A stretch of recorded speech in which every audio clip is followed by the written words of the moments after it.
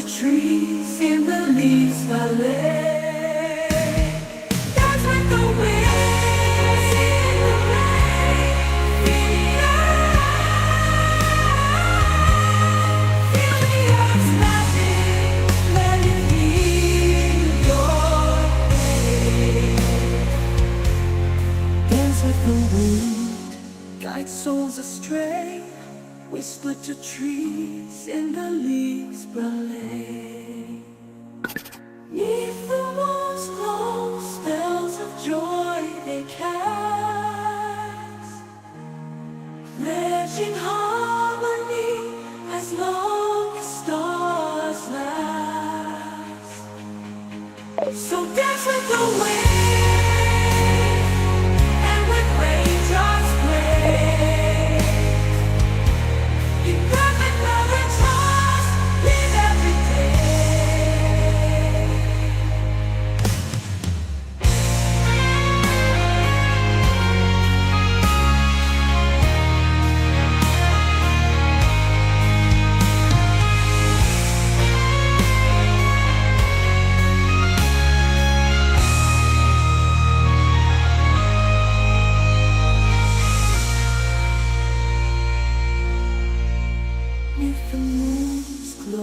spells of joy they cast, pledging harmony as long as stars.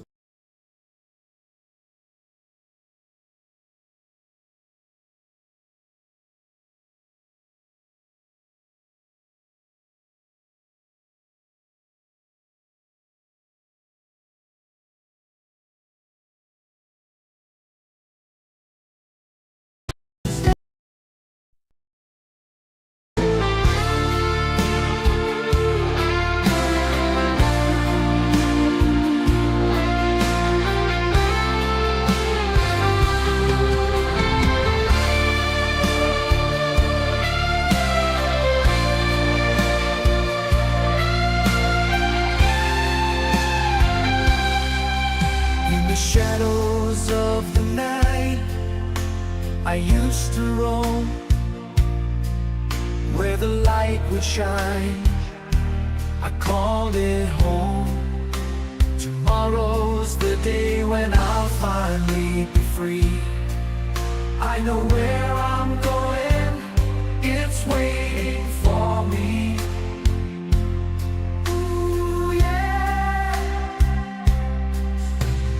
Everything I've waited for, my soul will finally know, as I dance with the one who makes my heart glow.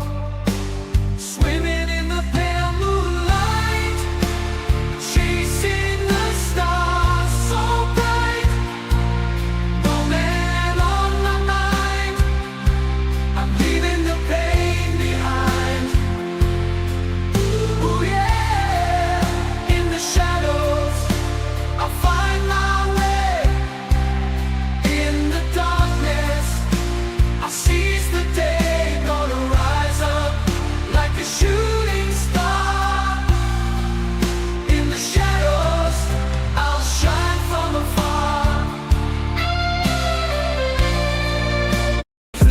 Concrete streets, fighting for new beat, dancing on the graves of defeat, singing my life away, never retreat. I know what it means to lose, victory's my only muse.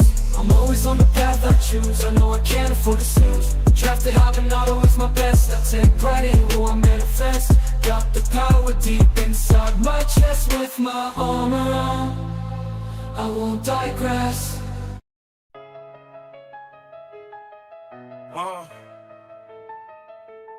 So I fly ever so high. Now I know I can't touch the sky because I had the power all inside. I am the thunderbolt ride, delighted. And even though my anger and distress never gave in to my worst or my best, all I can say is I need a rest, cause my path has been nothing but stress. Fought for love that never was there, fought for a dream that I didn't even care. Try to find the signs within me, but all I did was find my destiny. Now I can't believe that it is my dream come true. I will light this world, the blaze, and I will roam bright to the end of my days. But I have one less destiny to fulfill the unknown deep within.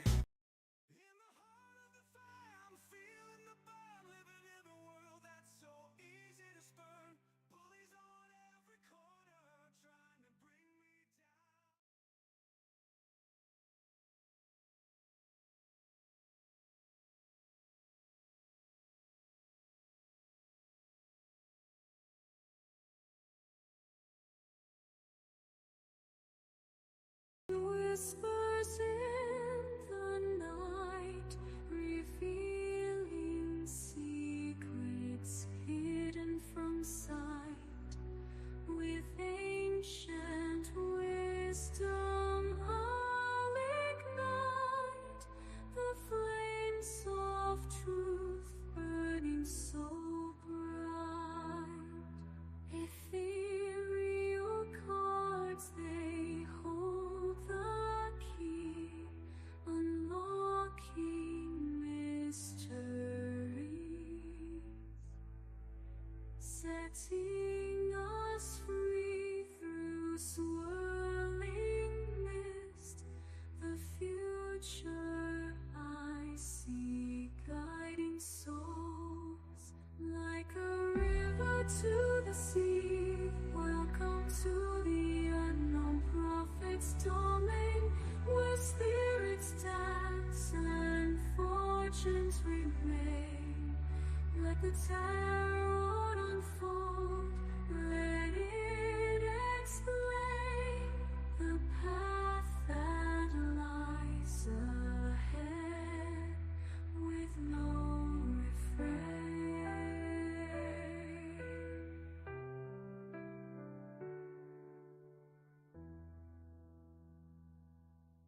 Unseen whispers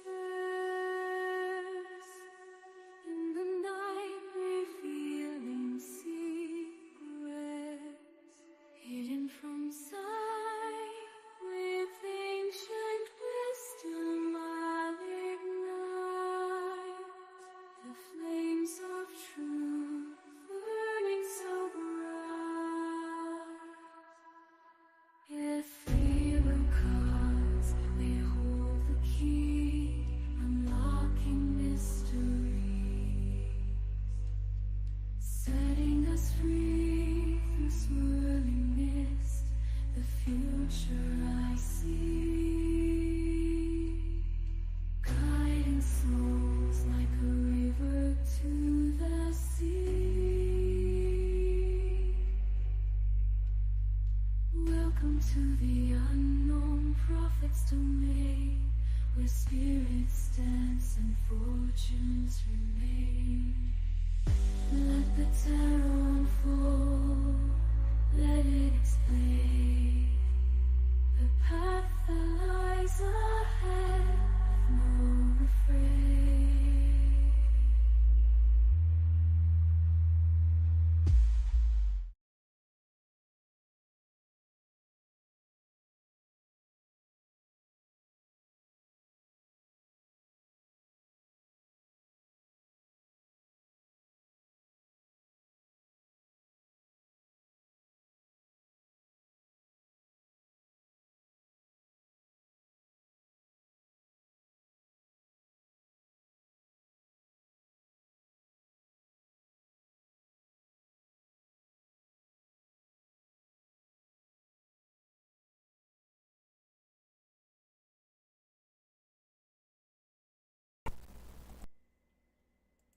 Testing 1 2 3. Testing 1 2 3. Hello, my beautiful stars. It's me, Joshua Bleasy. I am the unknown prophet. All right, now that I can hear myself, I'm sorry. I think I clicked a wrong button yesterday and it turned off my office mic. Anyway, So, guys, welcome on in. I am the Unknown Prophet. I use my custom-made homemade deck, the 5-Pass Tarot. These are the Ethereal Fire readings. I will let your world on fire and set your world ablaze, but I will put you on the most positive path I can to where you can live and say to yourself, today is my best day ever. My only goal here, guys, is to guide and help you through the changes and choices you want to make in your life, and I will do it with the most brutally honest way possible. I do not sugarcoat it, do not do any of that stuff. So if you want that kind of reading, I'm probably not the one for you. And I'm a little bit weird and crazy, so haha. Welcome in. Don't mind me, I'm just gonna die over here. It's over. I can't do it anymore. Nope, sorry, still here. So anyway, back to going to, and hello Stephanie and hello Valerie. Welcome into the reading room, and I hope that you're having a great and positive day today, both of you. And I'm glad to see you here. So whenever you're ready, Stephanie, it is your turn. You're up first. And as I light my candle today, I wanted to do this because it was something I've been meaning to do for a while. I light this candle in honor. Whoop, you know what? I'm gonna have to use the big one. I light this candle in honor of all good gods and the light and love that I will share with others. And that's basically how I start my candle every morning. So I thought I'd share a little bit, and then I get wax all over the place. Of course I get wax all over the place. Why wouldn't I get wax all over the place? Technical difficulties are not a small thing, but they do happen. Anyway, I got it covered. So Stephanie, throw me your numbers and or question. We'll get started with your reading as I start your cleansing shuffle here now. So as you can see, cleansing shuffle, and I'm going to move this up just a tiny bit. There we go. Now you can actually see me shuffling. There you go. Because we're shuffling. All right, Stephanie, when you're ready, please throw me your numbers and or question. We'll be ready for you when you're ready for us.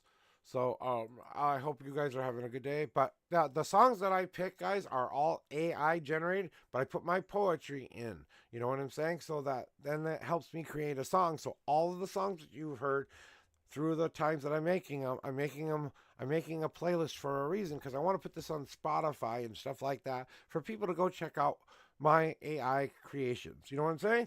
And I also want to let YouTube know, thank you guys for coming in. Facebook, thank you for coming in. Twitter, thank you for coming in. If you guys want a reading, you got to come to the Unknown Prophet 1 at twitch.tv. That's right. You got to come to twitch.tv to get a reading, guys. So if you're out there watching this on my rebroadcasting, you got to get over to Twitch, because that's the only place. And hello, Kick. I see you too.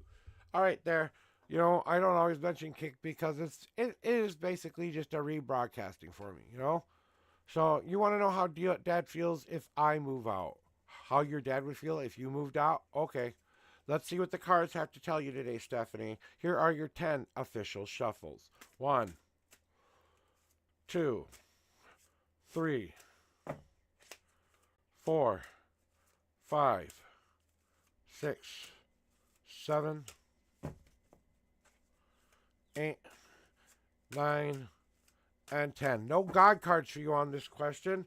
1, 2, 3, 4, 5, 6, 7, 8, 9, 10, 11, 12, 13, 14, 15, 16, 17, 18, 19, 20, 21, 22, 23, 24, and the 25th card is now on top.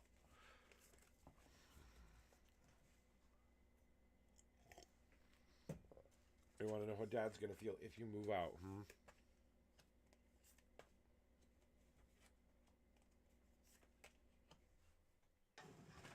Okay. You know, gravity can stop helping me a lot sometimes. I do not always like gravity, but gravity is an essential part of who we are, right? Stephanie, you want to know how your dad will feel if you move out. First and foremost, know that your father is just trying to see you do the right things. He's not really trying to control you all that much, but he kind of sees if you were to move out, he would say he would want to know why. He would want you to share the reasons behind why you want to move out and talk to him just like you would talk to any normal landlord. You know, I'm ending my contract here with you. I'm moving out on this date, and I wanted to let you know. So give him maybe some advance notice and maybe share why the reasons are you want to move out are. and kind of get that ball rolling as well. As far as what I'm feeling from him for this question, though, he wants to share that. I think he thinks this has been a long time coming, so I think you're going to kind of hear that come out of his mouth when you do move out. It's been a long time coming, kind of a deal. And now is your turn to go break out on your own and do your own thing without having that in us. All parents don't like to push us out of the baby bird, but maybe part of the reason he's being so antagonistic right now is to kind of light a little fire under your ass a tiny bit, right? And welcome in, Cairo, first time chatter. Welcome into the Unknown Prophets. I'm in the middle of a reading, and I will get to you as soon as possible. You're third on the list, so thank you for coming in and joining me today. But most of all, he sees this as a time for you to donate back to yourself. It's a time for you to start to fill your life with what you need for you. He can't help you the rest of the way here.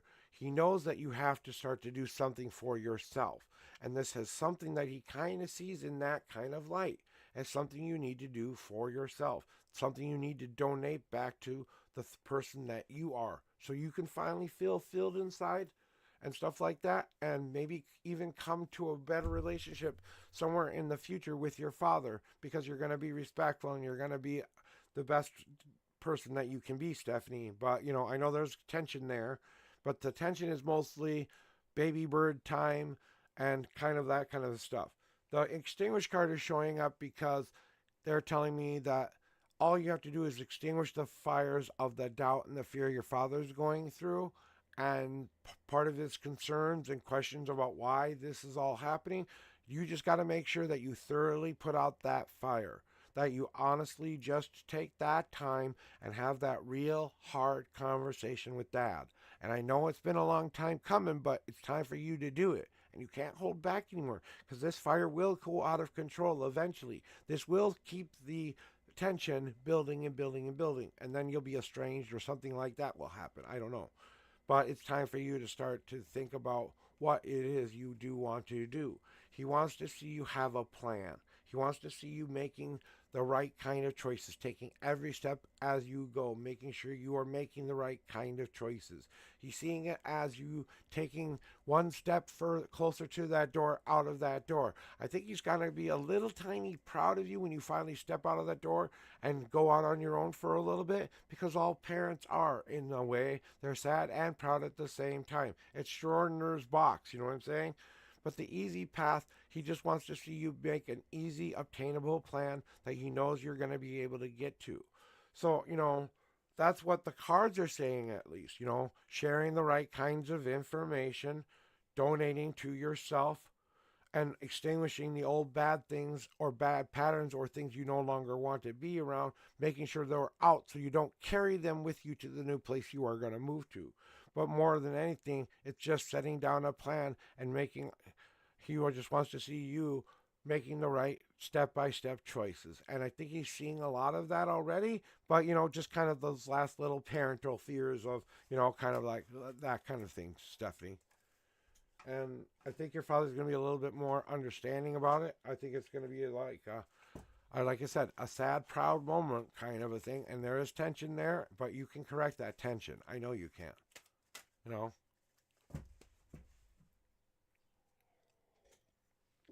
It's not like your father's an unreasonable man, okay?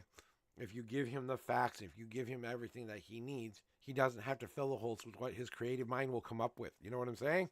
So give him that. That way you can stave off that stuff. You know what I'm saying? So I'm giving you that advice to help you. And with you, hopefully that you take that. But that's what my guys are telling me to tell you. So that's what I tell you. All right. So Stephanie, I hope it all goes well with you and your father. But I think it is time you moved out no matter what anyway. I know it may hurt a tiny bit when it happens. But you know what? If you do it in a nice, respectful way, you can keep a better, strong bond with your dad and maybe even build on something new with him as well. So I'm going to do my cleansing shuffle here for Valerie. And I'm going to see what Valerie's person of interest, Jay, felt when he wrote his questions earlier. You know what I'm saying? it breaks down to a lot of different things with a lot of different things. Communication is really a big thing for anyone to really learn how to do well. Active listening, active hearing, making sure that you're taking it in and not just making a jump kind of decision on it. You got to take it and really mull it over a little bit before you go doing the whole. We all have that instant response. We know we all have that instant response. But after the instant response and we've gotten down to cooler heads, let's go back and revisit this again where we can actually talk about it. You know what I'm saying? Hey, no yelling, no screaming. Let's just talk. I want to tell you my facts. You tell me your facts. Let's see if we can find a middle road here. You know what I'm saying? For things like that. But just like that, that's coming with you too a little bit, Valerie. I'm feeling something there as well. So here we go with the old 5 and 6 shuffle. So here are your 5 official shuffles, Valerie. 1, 2, 3, 4. Oh, it didn't fall. 4 and 5. I wasn't sure. 1, 2, 3, 4, 5, 6, 7, and the 8th card is now on top. And you want to know how Jay felt after he read the messages, right? Oh, sorry. Let me get these back up here a little bit. So, okay.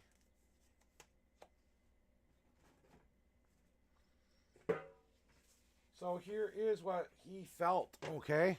The definition of what he felt there, Valerie. As he was opening those up, a part of him was celebrating inside, saying, I'm happy that you finally said all of this to me. A tiny bit of celebration did open up in his heart.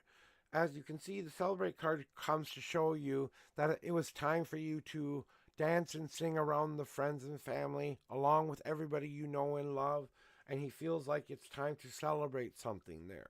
So, you know what? That's a good sign there. And then you get my mother's card on top of that. And my mother's card right after that celebration card. My mom always tried to make me celebrate my life. She was one of the strongest people I've ever known in my life. She had her set of issues, everyone does, but you know what? She learned how to overcome those obstacles and try to live a more positive life. And when she finally did leave this world, she left happy, safe, and she felt very loved. You know what I'm saying? Just like you have to remind yourself every day, Valerie, that Jay thinks of you as this. You know, that you do have power, that you are loved, that you have to carve this destiny into the sands of time. But you also have to learn how to give and take. Like a gardenia rose does, you're going to have to learn to grow in the light and grow in the dark. But that means you have to be also a taker as well as a giver as well as a taker. And that means balancing out those energies. So he's just kind of seeing you rebalancing energies. He's seeing you come into your power. He's seeing that you're ready for love. He's seeing you're ready for you to make your mark in on this world.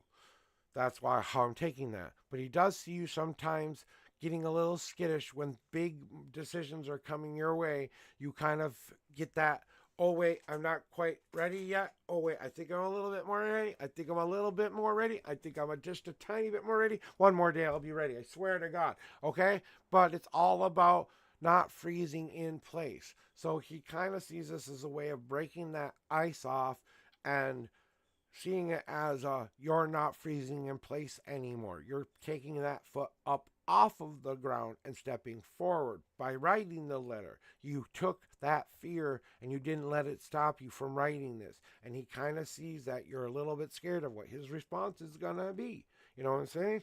So you know him. You know how he thinks inside very well. But you know what? He thinks that it is gonna be a change. We are gonna change. We are gonna have to learn how to do very simple things. We are moving out of one relationship, you and Jay.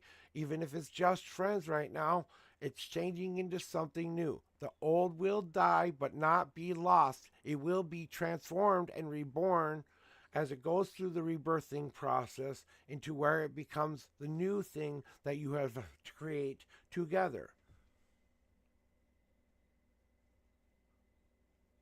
Well, because, like I said, in all things, we're all human beings, and even he has his doubts and fears too, okay? He You know, he has his doubts and fears about himself. He's trying to find the same kind of things you are. You know what I'm saying? Two souls are attracting one another, but be honest, we are still just a tiny bit apart from being completely ready for one another. You're more ready than he is. He's catching up, but he's catching up at his own pace. You know what I'm saying?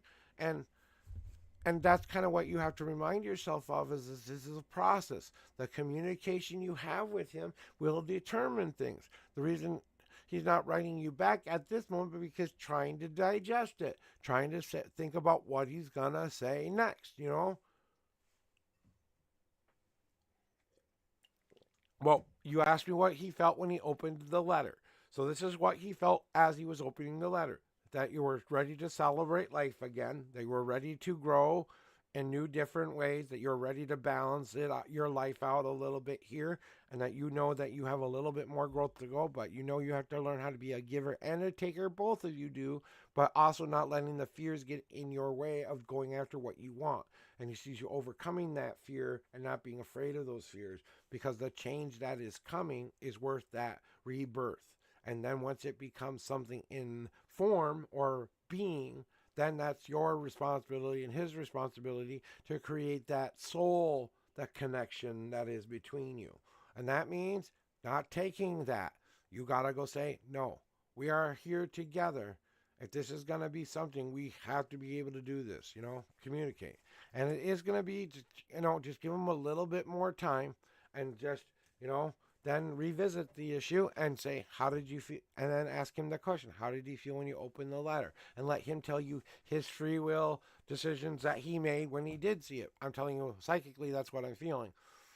I kind of am feeling for Valerie, though that it kind of gave him a tiny bit of a light bulb inside that little heart of his, you know? It might not be a big flame yet, but that spark definitely got ignited, okay? That's what I want to tell you.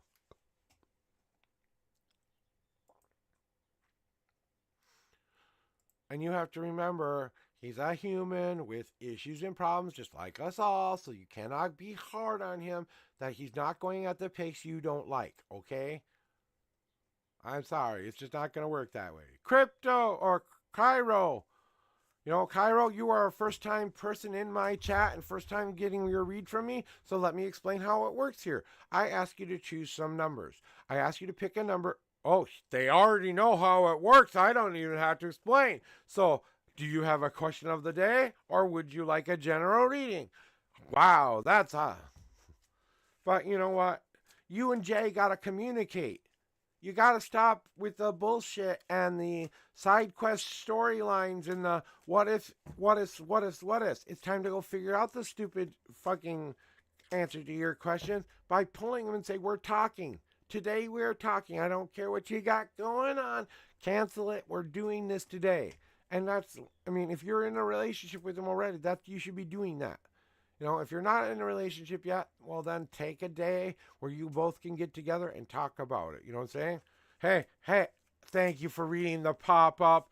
Thank you. Because you know what? Not everyone does. So I'm doing what I call a cleansing shuffle for you, okay? That gets the cards all clean for you, okay? And these cards have a tendency to tell you exactly what you need to know, not what you want to know. So be forewarned. I will light your world ablaze and set you on fire, but I will put you on the positive path you need to be on today. So, and I will be brutally honest and tell you exactly what you need to hear, as you have seen. So, here we go with your reading for today, a general for Cairo. 7 official shuffles. 1, 2, 3, 4, 5, 6. Are you going to give the newbie up? Okay. And 7. Now, let me explain what just happened to you. I have what I call God cards. They pop out during shuffle time. Now, these 2 cards are an answer I will reveal to you after your general reading, okay? There's something I got to do before I can show you it because you're a newbie, all right? And then there is another thing. Here we go with the 11th cards and just your general reading. 1, 2, 3, 4, 5, 6, 7, 8, 9, 10, and the 11th card is now on top. And this is what we need to generally speak of right now for you, and what you need to know, and what you need to hear, and what you need to be able to. Wow, okay. We got some work to do here. So, as I like to say, sometimes I have to spiritually kick your ass. A little bit of turning up the knob here, and the heat's going to get a little bit hot for you. So, don't be afraid to move out of the fire if it's not comfortable for you. But here we go with your reading, okay, Kyra? So,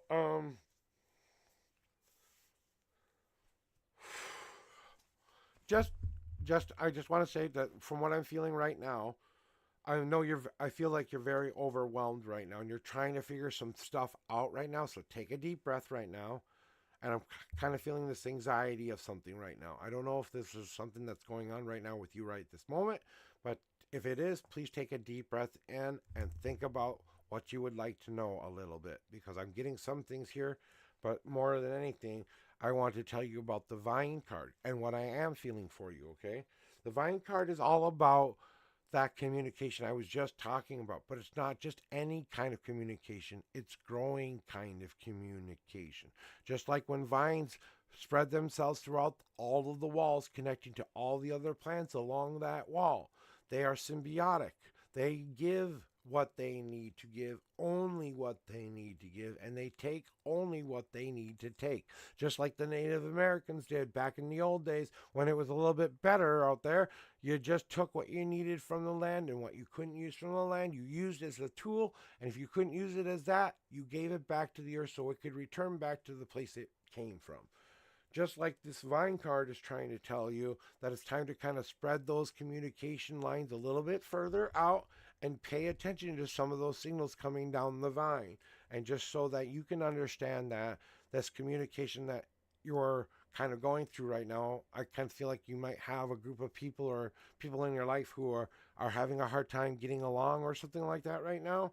But it's all based on just learning how to do a little bit more better active listening, and just to make sure that we're not taking it really personal at first, as much as possible, of course, but it feels like there's something definitely kind of causing something to stir the pot a tiny bit, okay? And then I take that from this here, whereas here are the walls that we were just talking about, those walls that the vines are going through. Let's talk about the wall. Let's talk about what you're about to build, Cairo, because you just got done doing a pretty big life cleanse. I would say within the last 4 months, you decided to start your own path over again, and kind of what I call pouring down the foundation of who you are. You decided these are only the things I want to bring with me on my new journey. I'm deciding I'm putting this safe spot down. I call it the Mario safe space, okay? And you're putting your new Mario safe space down, but now we've got to protect that Mario safe space. And what do we build around the safe space? Because we're trying to build a home where we've planted ourselves in. So that card is all about taking the right kind of materials that you need to build your life up to be the way you want it to be. If you want your life to be more confident, then we got to start to add that block into our walls of safety. They're not there to protect us from the harm. They're there to help us realize that these barriers only keep us safe because we allow them to. And we have to understand that those barriers that we are not getting with those other people right now, and sometimes those barriers are very important. So we have the communication, but now we also have the boundaries as well. Here are the boundaries of what you can feel at any moment. You can make it as open or as closed as you feel you're ready to be.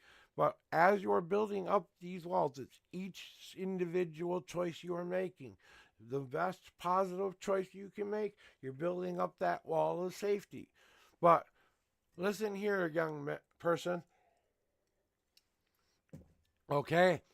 Because there is something you have not let go of as far as some kind of anger and resentment for something. Whether it's resentment at the life you used to live, or it's resentment for people who did stuff to you to make you live that life in the first place.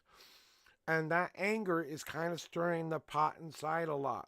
And from what I'm feeling here is, is that it's not necessarily angry at others all of the time. You're more angry with self sometimes. And then this anger is building up in you. And you want to be able to release it. But that's why you need those walls of safety. Because guess what? We're going to be communicating some stuff that maybe people don't want to hear. There are things we have to tell people sometimes they don't want to hear. And sometimes we have to allow those things to be discovered. And if we are having the right kind of walls off, and we have the right kind of building materials available to us, and we built a nice healthy wall, if it's going to harm us, it's not going to get through the wall. But you know what? Every once in a while, something sneaks through a crack that you left open in that wall. And that's where it starts to pour into you again. And now you're kind of carrying some of the old baggage back into this new place you said you wanted to create. So today I have a suggestion for you. After this reading, I will give you something I call my plate ceremony. And it's designed to help you get rid of all of these bent up, bottled emotions that you have left inside of you. If you would like that technique, I will happily give you that technique. Just let me know at the end of your reading. But the biggest thing your destiny card is telling me, and that's why this is so important for you to understand, that this is the leap of faith you need to take. You know, that leap of faith. We are trying to make this world a better place. We are trying to infect this world with our voices, our voice, our experiences, all of it. We are slow learners, so we're doing the best we can. Yeah, people are smarter and dumber in all sorts of different ways, but the leap of faith card is not necessarily about the jump. It's about running up to that cliff and seeing how far down the cliff goes. And then you go back and you decide, no, I'm not ready for that kind of a jump, right? And so we say, nope, I'm not ready, and we back away. But now we're getting this momentum coming up, because that is the momentum you need. That anger, that resentment, all of that stuff is designed to kind of push you off over that edge. No one said you couldn't bring a parachute, a bat suit, or have your guides or gods protect you by putting down a nice, soft, cushy landing for you. The gods have your back. Whatever one you believe in, they have your back. They're giving you the ultimate golden parachute. All they're asking you to do is be brave enough to take the leap forward, to take that one leap where you have to face that one fear that's been getting in your way your entire life, that you know you've been waiting to get rid of. And it's not like a fear of spiders or something like that. I'm talking about internal fears about how you are being presented in this world and stuff like that. And making that leap forward and knowing and trusting that you are making that choice for that reason. So that's giving you that information there as well. So that is your general reading for today, Cairo. And then we move on to the God card portion of the stream. And just kind of waiting for you to respond here. But I have a question for you. Because you are a new person here, I always ask this question of the people who have been here for the very first time only. So the next time you come in here, if you get God cards, I will flip these automatically for you. But because you're new and they are the most extreme, powerful messages I can give anybody in this world, because they are a direct answer from your higher power answering a question you had for them recently. So here they are to give you that answer. I don't get involved with what kind of God you believe in. That's up to you to decipher. Other than that, if you want to see your God cards, please say, yes, I want to see my God cards, or say no. It is a choice this time only. Next time, you have to see them. But I always give the newbies a choice. So let me know your choice and decision. So what are the higher powers trying to tell you? It's time not to be frozen in fear. We walk along the path in winter, and someone's already been down that path before. So they've created steps for us to follow. But through the course of our lives, things have gotten bad and icky and kind of not working out the way we wanted them to, and we're wondering why that is all that is. And we keep questioning ourselves and keep questioning ourselves. But you know what? Those puddles are shoe print deep, and they've got that very thin layer of thin ice on top of that puddle of that printed, little mud spot in the ground. And the gods are saying, don't be afraid of the small little cracks in the road or the puddle ice that are kind of scaring you when you step on them. It's time to not give in to those fears you've been giving into recently. Use this as the catalyst to change into what you want yourself to become. So if you're done and you've just gone through this major change, so now you've just exited the rebirthing process. Yeah, you kind of are finishing up that little bit of a labor process a tiny bit. We all go through that. That's how we gain our strength in this world. We get that portion of rest in our mother's belly, but there comes a time where even the baby has to fight to get out. As well as the mother doing all of the pushing. You know what I'm saying? It has to want to live. And as we are rebirthing ourselves, our new spirit, our new soul, we are accepting the new life that we are being, but now we have to start to walk the walk, talk the talk, and do the do before the next change comes where we will choose what we change. And this is just the cycle that you've been going in, and it's just a part of the natural order. Don't think that no one else doesn't go through this, because we all do. So not necessarily a big giant jump butt kick, but something about this message resonates with you. If it does, let me know. Otherwise, I hope you have a good day, and I hope that answered a question for you.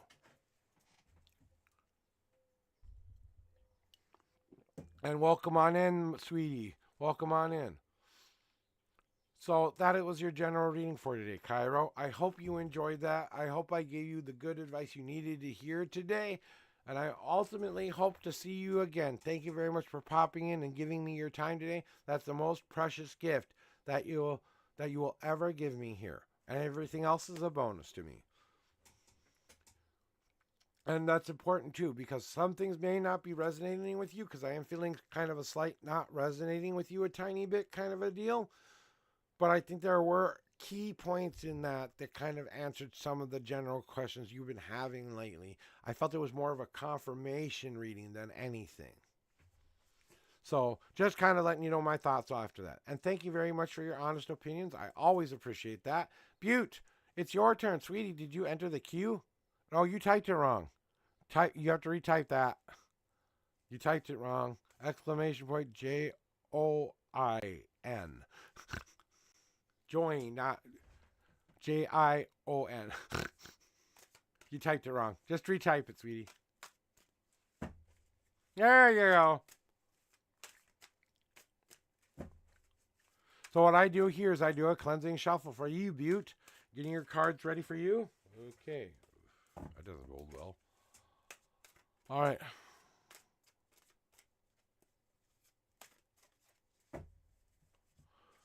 All right, Beauty. I remember you like to be calling Beauty. So Beauty, right? I got that right, Beauty? Did I remember it right? I hope. All right, give me a second. I'm just recouping a spoon here. I'm going to take a quick puff of my tobacco and just recoup a spoon before I start shuffling your cards for you. I got your numbers. I got everything I need. But I'm just going to take a quick little spoon break and just kind of have a little bit of a tobacco puff, and then we'll get to your reading here in a second.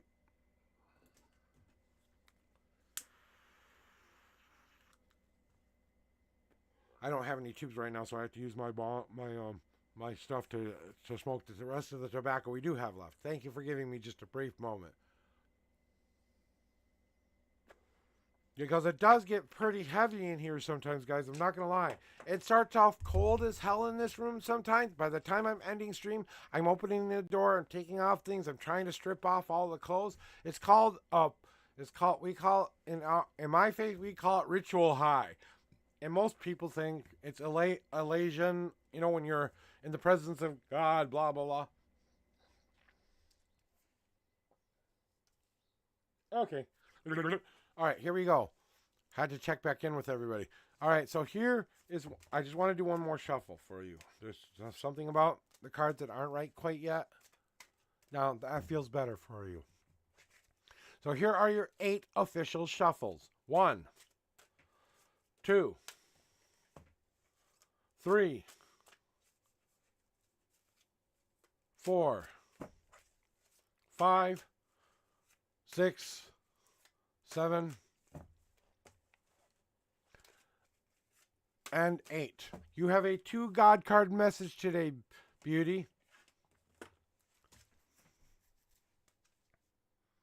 And now you know the 46th card. 1, 2, 3, 4, 5, 6, 7, 8, 9, 10, 11, 12, 13, 14, 15, 16, 17, 18, 19, 20, 21, 22, 23, 24, 25, 26, 27, 28, 29, 30, 31, 32, 33, 34, 35, 36, 37, 38, 39, 40, 1, 2, 3, 4, 5, and the 46th card is now on top.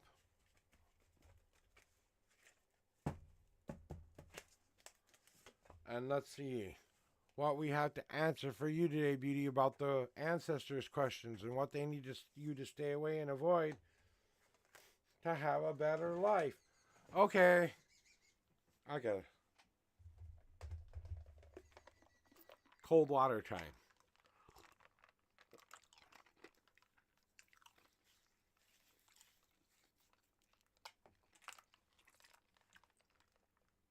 I took one of my pain pills earlier this morning. It's kind of making me ready for, what I need to be able to do here, today. But like I said, just like sometimes the energy in here gets really heavy. I wouldn't want to be in this room if you weren't a person who could handle heavy, hard, extremely powerful energy. You couldn't be able to walk into this room after I did a reading. My wife can do it, but not a lot of people that I've known have been able to walk into a room after I've done my work. So, I'm not draining anybody by any stretch of the imagination. I hope you never feel drained here, and please let me know if you ever do. So, Beauty, back to your question at hand, and who are the people who are my answers? You want you to stay away from to having a better life. Well, let's think about this for a second, okay? Beauty? We are all about the experience, right?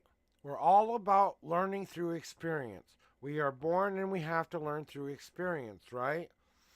And just like you are learning through experience too, sometimes some of these things that you are going through right now, that the people that you want to avoid are for that very reason, to show you who to avoid.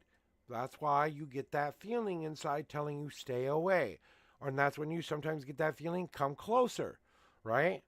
But it's all about feeding yourself the right kind of things to fill the holes that may or may not be filled yet within you. Because you are seeking that approval from the right kinds of people.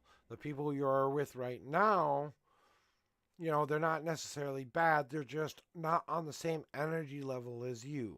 They just don't know how to fix themselves quite yet. They haven't gotten to the point where you are at yet. They're still going to the plate of the gods and saying, let me choose something and see how it tastes today. But did this fill that hole, or do I still have to kind of go along that journey? It's not like putting on a Band-Aid that only lasts a day or two while the scar forms. You know what I'm saying?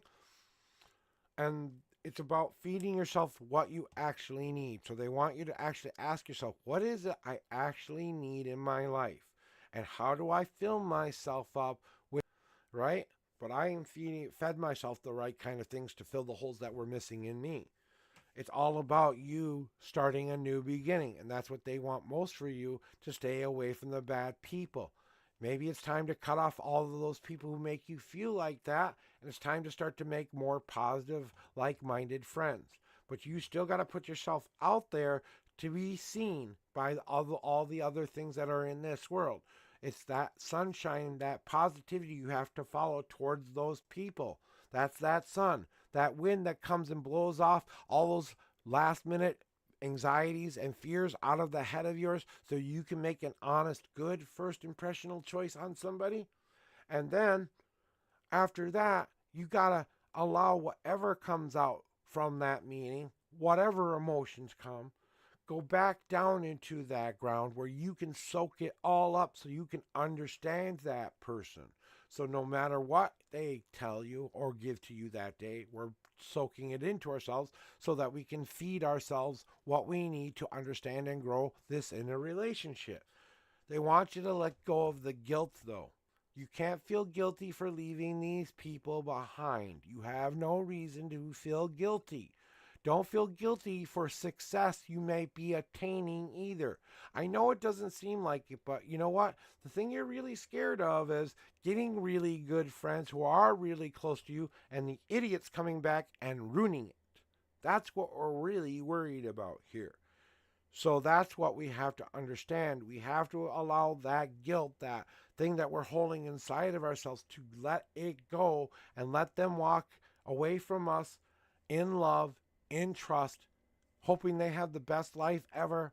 But you know what? We have to move forward. And you can't take the guilt with you because it doesn't belong to you.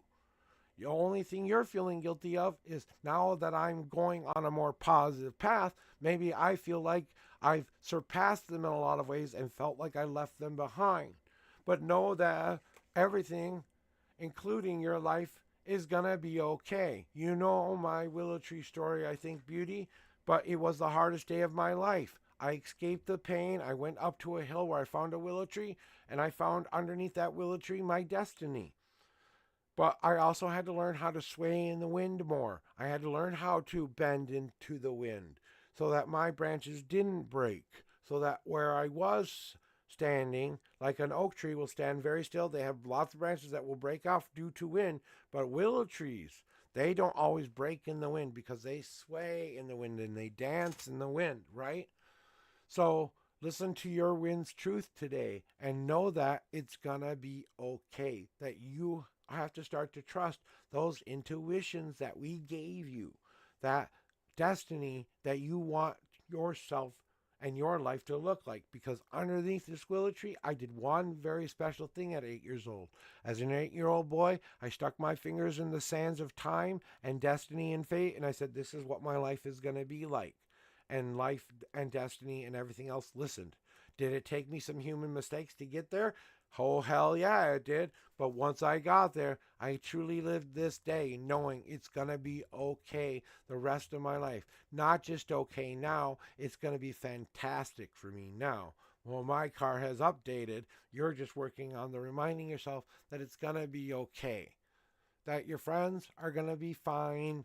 They're going to miss you. Yeah, they're not going to, well, all of that stuff and all of these things, but I think they're going to do some inner thinking about why you left, because they're really, and you have to say, those are the examples of what to stay away from. What you were just a part of is the prime example of the kind of people you do not want to hang around. So now you'll look out for those things. Your energy will call out to the energies that want to attract each other, because we attract each other like magnets. We're both positive and negative inside, so we can attract whichever one we need to attract at the time. And then God comes to say this to you too, okay there, Beauty? Yeah, I kind of felt like this was coming here too, because I really want you to hear these words to me, okay? You want to know what we really want you to do right now? Stop beating up on yourself. Stop giving yourself a hard time. Stop dwelling in the past. Stop living in that fear and anxiety, and celebrate this new change, this new life that you are giving yourself. Celebrate around the people who will be connected in a way that makes you feel whole. They will not help you light the cauldron of change, but they will help add logs to the fire if you should need it. But your responsibility is still to light that cauldron of change and say, now I will celebrate what I find in the cauldron I made. Number 2, my mother's card is coming out today. Hi, Mom, I love you too. But Mama has come to tell you in the most extreme way possible, Beauty. I just got done saying this not too long ago, but I need my voice for this one. You, Beauty, have the power to make your life be whatever you want. You have a blank check being formed and sent to you right now by the universe. The universe heard you. The universe said, yes, we've been waiting for her to be ready for this. We've been waiting to be ready for this. We've been waiting for her to be ready for this. To hear the words, you have power over all of this. You have the power. Not ugly old friends, not dad, not mom. You. You are loved. And you have to believe that you are loved. Because people do love you. They love you so much it hurts sometimes. Because they see you making mistakes or see you making life choices they don't agree with. That's their opinion, not your life. And then, just like I got done saying, my mama always told me, it's time to carve your own path. Just like I had to do underneath that willow tree, here it comes again to tell you one more time. It's up to you how you carve your path. We write you a blank check today. You can put whatever amount or whatever you want on that. We will ask you for something in return, but you've already kind of paid us. And now we're paying you back because the taxes have come in and we said, oh, we didn't pay you enough taxes back, so you get a cha-ching moment, okay? But you have to learn how to grow in light and grow in dark and learn how to be a more symbiotic person in those relationships. Give and take. Not just take, not just give and take. Believing in that power I hold, believing that I'm already loved, and even if they don't show that to me, I know inside I am loved. You know, and then knowing that I have made the choices that I am ready to make, and you walk from that day forward. And that's what the gods want me to tell you today there, my friend, beauty. I hope that helped you.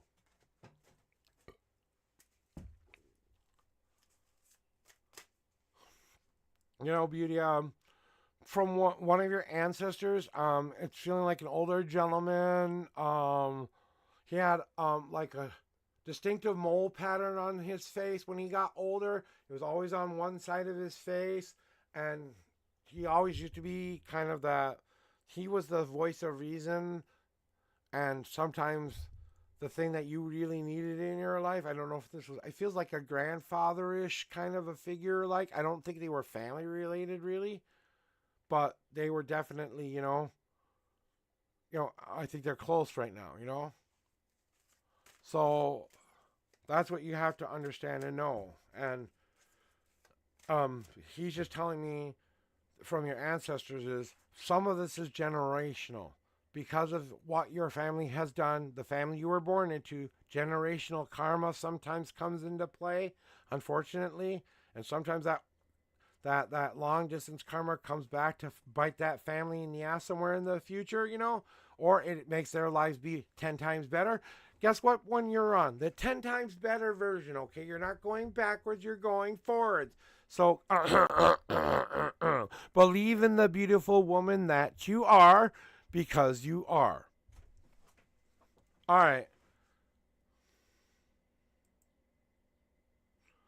All right, sweetie. I know you probably did it already, but I'm going to have to go up to see what your numbers were if you did. Please repost your number and question, sweetie, because I don't know where it is up there. And I'll lose the commands. I'll lose the chat if I go looking. I can go look if you want me to, but it's easier for you to throw me your numbers and or question while I do my cleansing shuffle for you. And after you, sweetie, I'm going to go take a restroom break, put some water around my face and stuff like that, go potty, do all the stuff I need. You know how long it takes me to go do that. About 10 to 15 minutes sometimes. So I have bladder issues, so I cannot,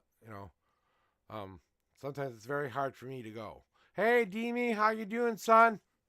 Welcome my Twitch son to the chat. Deemy, he plays Counter-Strike over there, trying to be the #1 player in the world. So everyone give him a lot of hearts in chat and show him all the support he needs to hear. He needs that positive encouragement to keep his dreams alive and going.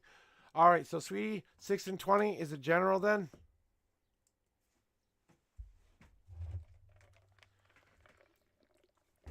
I need the one with the ice in it.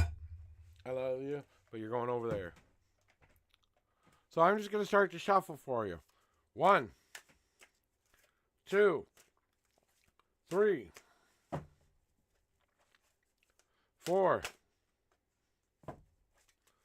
5, 6, God card didn't pop out. They were thinking about popping out, but they didn't.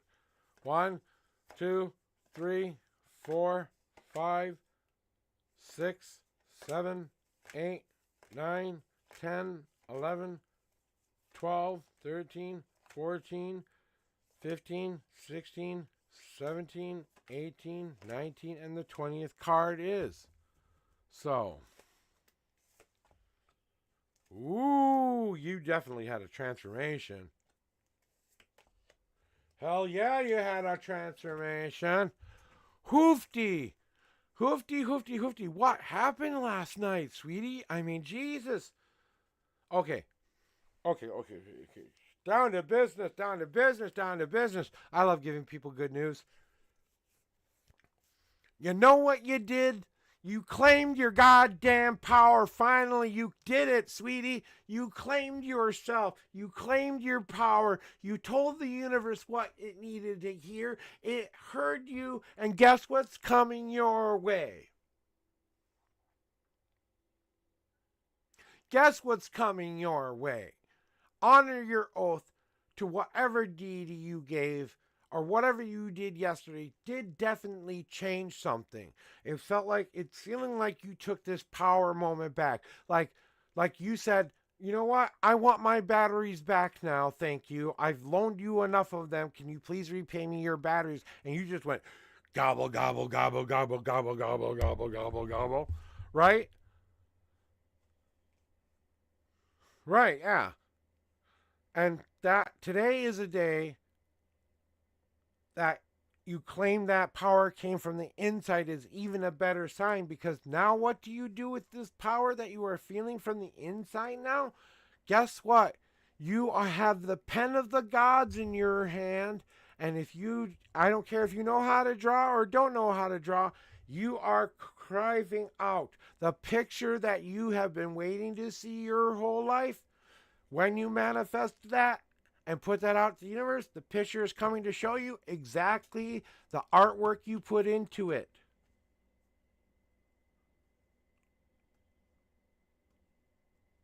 And that's the important part next. What do you want this to look like? You know that the journey's not over yet. It's just begun, but it's the start of a better journey. So what do we have to do to make this picture happen properly? Let's prepare the right kind of ingredients so that we can get that destiny, that fate that we said, waiting for commercials. Do you have ads? Ads, sweetie. Ads. Mine.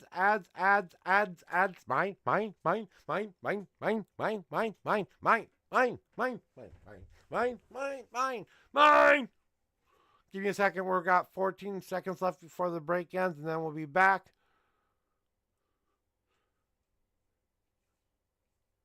Well, yeah, but it was only the start, right?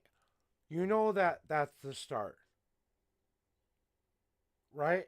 You know that was just the start yesterday. You did claim that power. That power came back into you. Now you get to write the destiny with that big ass blank check the gods just gave you. You know what I'm saying? And the artistry you put into what you are creating will be all about it. So when you see this come back to you in 2 months' time, 2 months from now, okay, you will be ready for the rest of the things that you have seen coming for yourself. So take this time for this next 2 months to prepare the right kind of ingredients and get them ready so that when you see the signals and feel that intuition popping in, to move on certain things, to include those into your new soup. Because basically, here's what you did. You said, oh, I hate the soup that you decided to cook me in your whole life, because everyone kept adding their ingredients into your soup. Ugh, it tastes awful. I don't like this. So we dumped the soup out. We cleaned our pot. We filled it with brand new water, and now we're deciding what ingredients we do want in this. But guess who's not a main ingredient in the stew anymore? Right, sweetie? I don't need some Sweetie Smith in my little soup here, because Sweetie Soup is making the goddamn soup. She's the one who puts in the proteins when the proteins are need to be put in. You don't put the proteins in right away. You wait till all the vegetables are cooked and soft first. And then you have hopefully seared your meat and locked in all of that flavor before you add it to your soup. And you have to understand that this is going to be a process, but get ready for it. Really get ready for it. You're about to have the most positive reinforcing moment of your life. And that's going to bring some heavy ass emotions, okay? So even if you're starting to have even the tiniest little bit of doubt, it's okay. Just remember that there are going to be bumps on the road. How you overcome those bumps and let out that emotional rain to this world, pouring down onto the world. You don't have the right materials. If you're painting in watercolor and you don't have water, you cannot paint what you want to paint. Using that just as the example that you need that source of emotion to put back into that picture, that emotion that goes into that preparing, that emotion that goes into that promise, that choice you made. Right?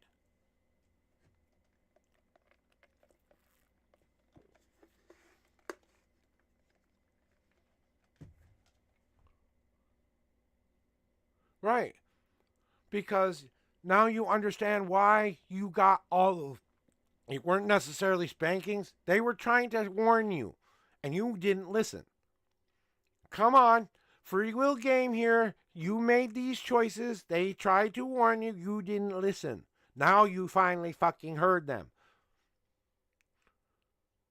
Right. And it's your soup. No one gets to tell you when this is ready, okay?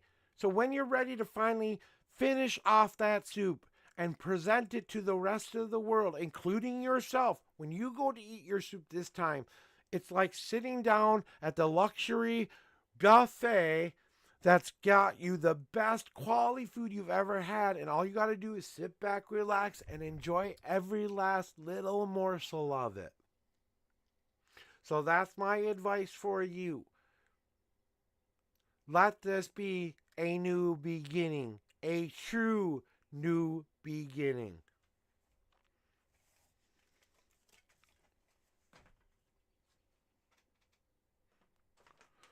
Yes, because they were tired of your bullshit. You know, honestly, I've been through this myself. I have had guides since I was 8 years old. Did I always listen to them? No, for 7 years I didn't listen to them, even though something told me inside this girl would never love me back in return. I didn't want to hear those words. I was too in love with a body and too in love with a pretty picture that I didn't understand what went into that pretty picture or what was being hidden behind that picture. Once I got to see the other side of the picture, I didn't like what I saw when I really took a close look at what she had made. But I'm saying, and it's just like you had to learn those lessons. You had to go through those. But now, okay, I did this at 45 years old. I did this at 45 years old. What you are doing right now. So you're way ahead of the game, girl, than a lot of other people are right now. If you can use it and honor it, you will never lose it. I guarantee it. My life has been nothing but positive. Yeah, I've had my moments. I'm not going to lie. But life is free will game time. It's going to happen. But I've lived a more positive life for 5 years than I've ever lived in my entire life up to that point. And when I came here to be the prophet, the unknown prophet, for you all, well, I made an oath to not only myself but the gods. And I keep that oath every single day. And that's my oath. That's my oath to myself. Because remember, I came out of a 7-year suicide stretch after the girl of my supposed dreams broke my fucking heart into 1,000,000 done pieces.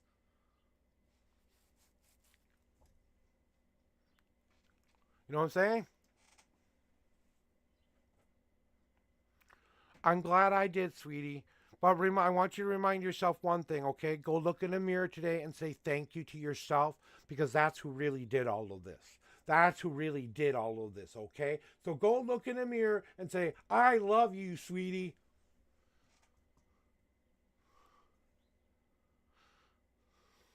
because you deserve it. You deserve it. You really do. Congratulations. I am glad that it has helped you.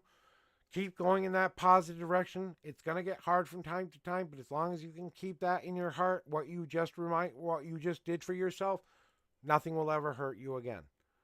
Crypto, I wanted to take a small break, but I'm going to do you first, and after you, I'm going to go take a bathroom break, okay? Because I'm not feeling it quite yet, but I know when my body's trying to make things happen in my body. And Crypto, welcome in. It's good to see you. How have you been? Hopefully you are having some good readings with others as well. And I hope that I can help you today in my way. So cleansing the cards off for Crypto Girl. Crypto Girl, it is your turn in the reading room. Crypto Girl, to the reading room, to the reading room.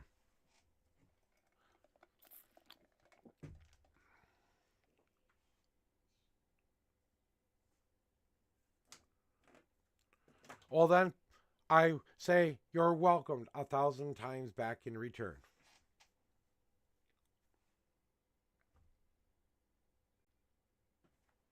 Okay, we'll find out.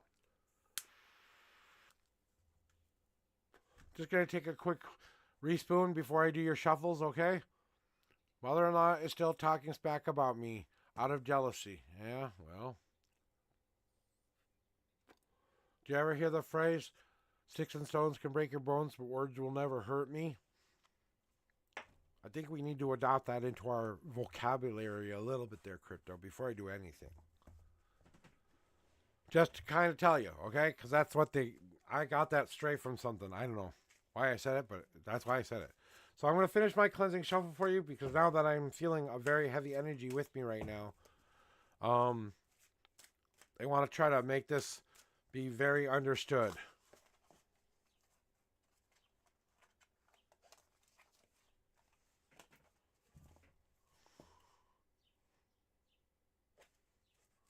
Let's see if that's what it is, though.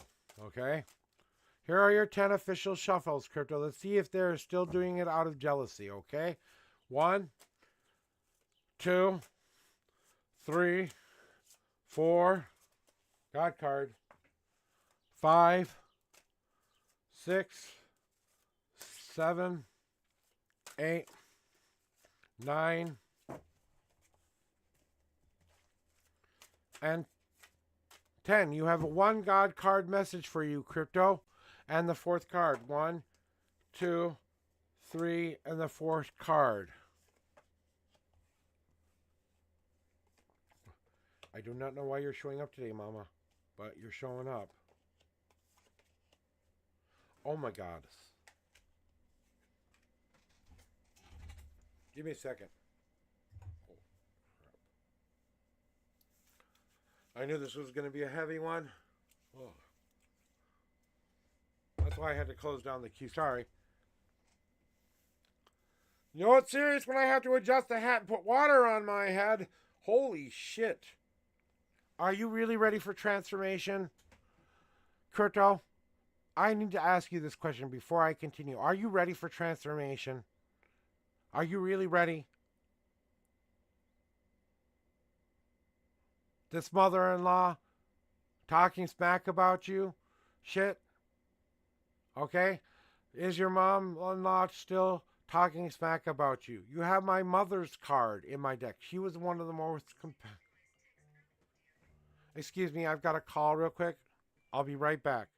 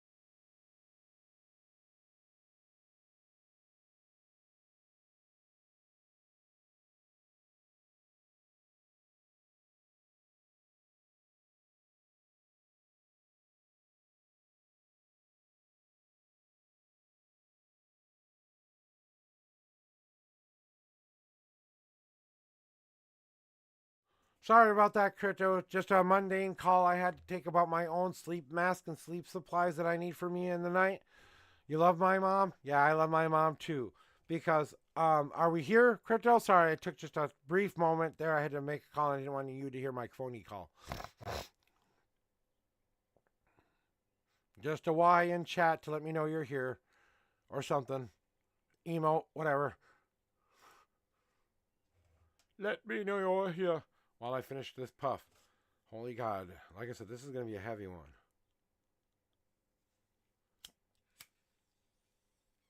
So,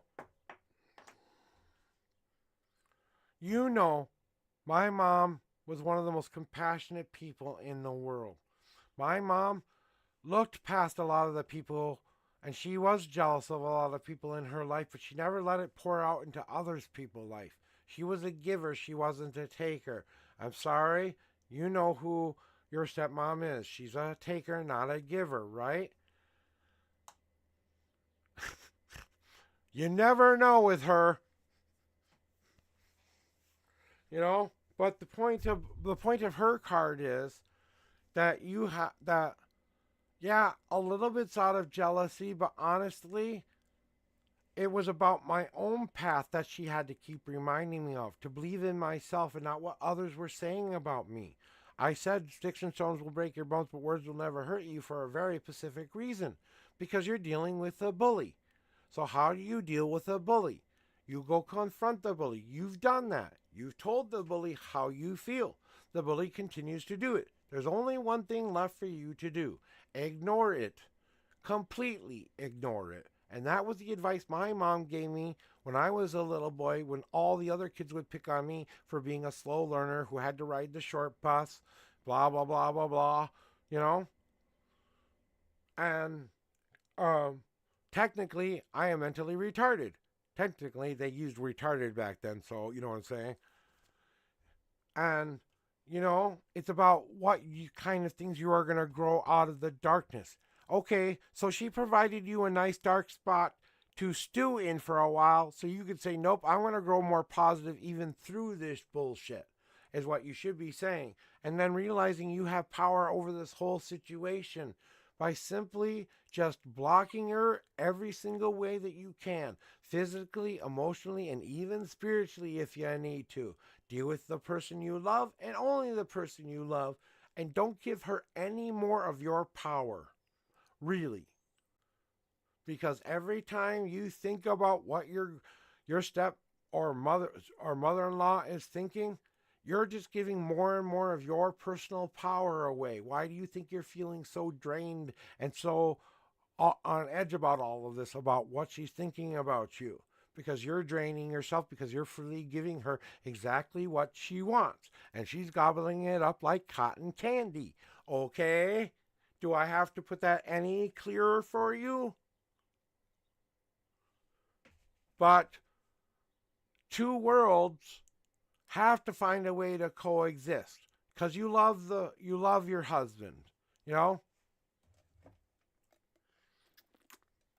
That's absolutely not true. How many times have you come in here asking me how she thinks about you? How many times have you come here asking me that question? Yes, the fuck you do. You think about her all the goddamn time. Because you're still worried about what she thinks about you. So don't give me that shit. If you truly didn't think about her anymore, this wouldn't be an issue in the first place. Well, okay, so you've done that work. So all you can do is live in the light that you do have. The husband that you love. Live in that light and live in that gray in between. I don't have to step into the... You want me to end this reading? You really want me to stop?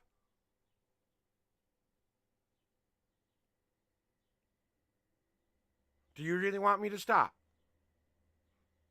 Okay. You want to see your God card?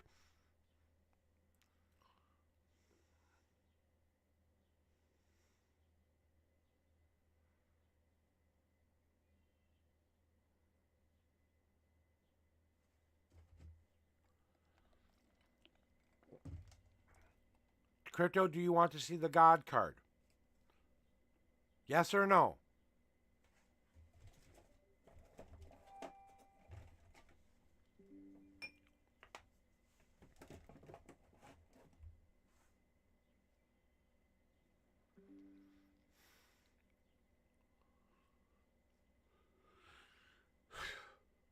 I'm giving you 10 seconds to say yes, or I'm just going to put it away. 9, 8, 7, 6, 5, 4.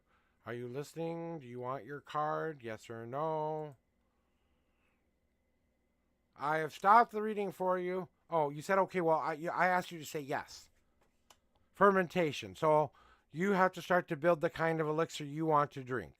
So basically, they're just telling you, get the right kind of ingredients, what you do want your life to look like, and leave every other ingredient out of the mix. You know that catalyst has to be in there so that you can move and shake those ingredients together. Those sweet and sour parts of that elixir of life that we all are. You know what makes up the who you are as a person, and maybe it's time to fulfill yourself in a new, different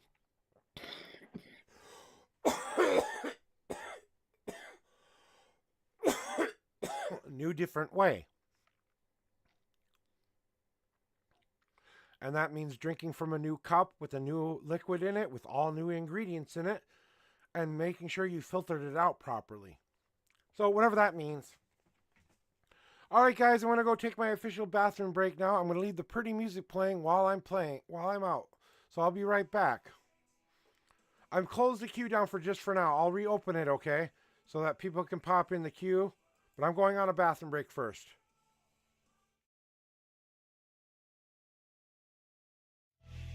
Through battles and bruises, I've grown tough as steel, a survivor in the struggle. I've learned to heal, I've stumbled and fallen, but I always rise. No matter what they throw, I'll never compromise.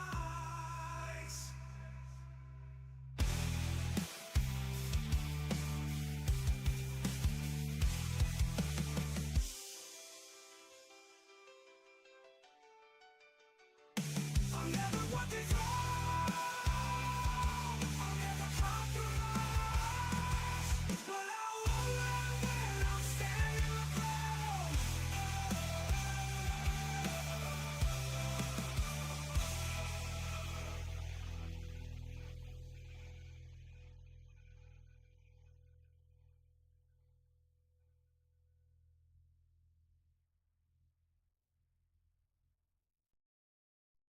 Lost in a haze on my weary way, through the night in the darkest day,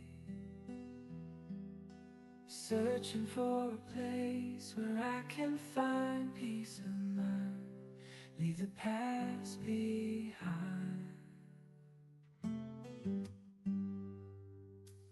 Walking through the shadows, heart heavy with pain. I'm tired of struggle, it's driving me insane. But somewhere in the distance, I see a shining light, guiding me to a place where everything feels right. In the brilliant purple ether, I dance and I sway. My troubles disappear, they all fade away. I'm singing and I'm laughing, feeling so alive in this world of bliss, where all my fears die.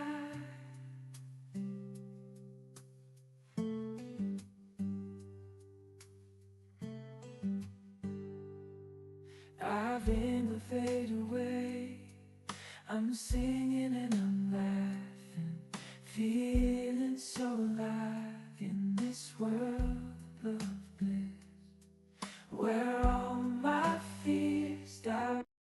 Walking tired on this road, lonely, long and heavy load. Can't believe tomorrow came. Is it real or is it just a game? My wings feel so worn out, but I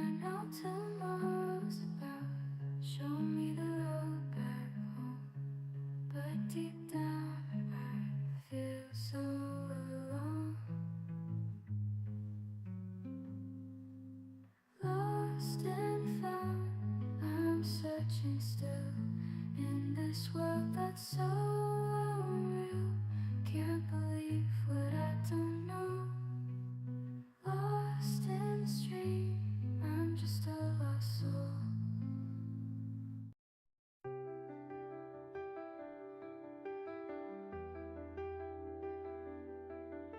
In the depths of your soul, what dreams are born.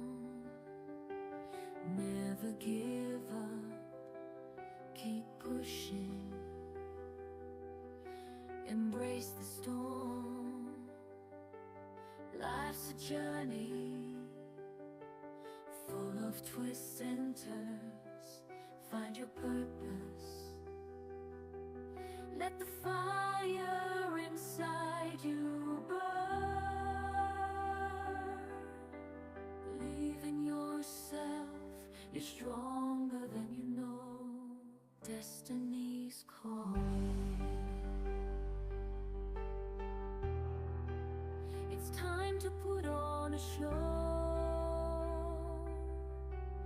Choose your path with every step you take. In this game of life, it's not about the stakes. Find your purpose, let it guide you through.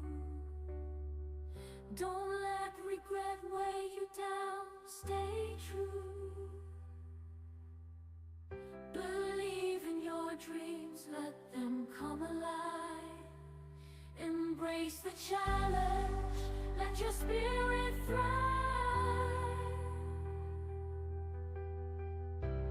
Find your spirit thrive. Find your purpose, so you go. Life for you in your dreams. Let In the heart of the city, where the light shines so bright, I'm feeling lost and weary, like I'm stuck in the night. But deep inside, I know where I belong. It's where my family is waiting, where the love is strong.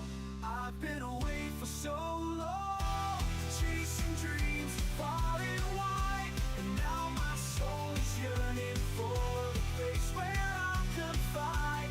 Through the laughter and the tears, the memories we share, there's no place like home where love is always there. I'm coming back.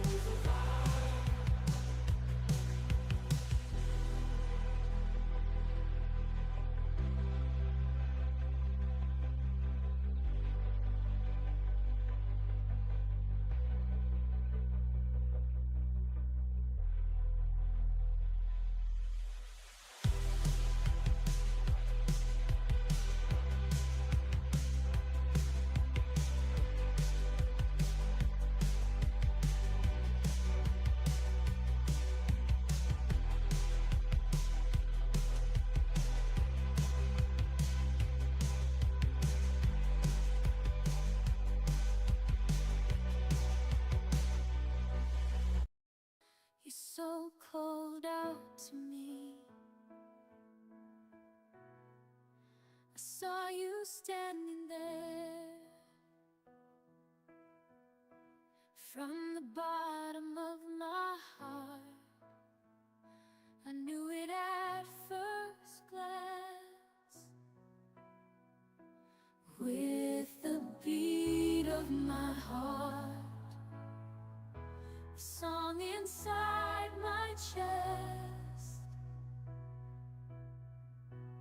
longing calls out to you, words I cannot repress. You'll always be my one true love, no other love, my one true love. In time you'll come to see these words in melody, always be there for you, my one true guarantee.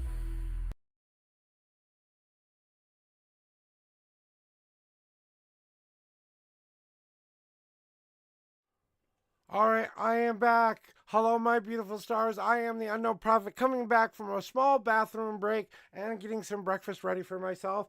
I am the Unknown Prophet. If you are on Facebook, Twitter, or Twitch, come on back into twitch.tv, the Unknown Prophet 1. That's right, the Unknown Prophet 1. That's how you guys can find me. So if you're on any of those other streaming services and you want to have a reading, you gotta come here to Twitch to get a reading. That's the only way you get a reading with me. And thank you, Stephanie. I forgot to open up the queue. I was going to say you don't even have to bother opening the queue if you were still here. Do you want a card reading or do you want a psychic reading? I'm kind of feeling some stuff here already. And I'm just going to turn my burrito over so it can cool. And then I can eat it when it's ready. But I always like to make sure my burrito is nice and kind of type my breakfast burrito. So I just kind of getting it all ready for when I'm ready to eat it. Yeah, I'm just going to put it right here where it belongs. All right, there we go. What do you mean sec? Don't give me cryptic words I don't understand. SEC does not mean words to me. I'm sorry, I don't know all the acronyms and still the new ones yet. So does that mean second one? Or do you want a first card reading or do you want a psychic reading? Which one do you want? Just say, okay, see number 1 or number 2? Which one do you want? 1 or 2? Cards or psychic? There you go. Please step up to the window and tell me what your order would be. Hello, Stephanie. Welcome to the Unknown Prophet. What would you like to order today? Okay, I'll put the cards away. All right, what do you want to know?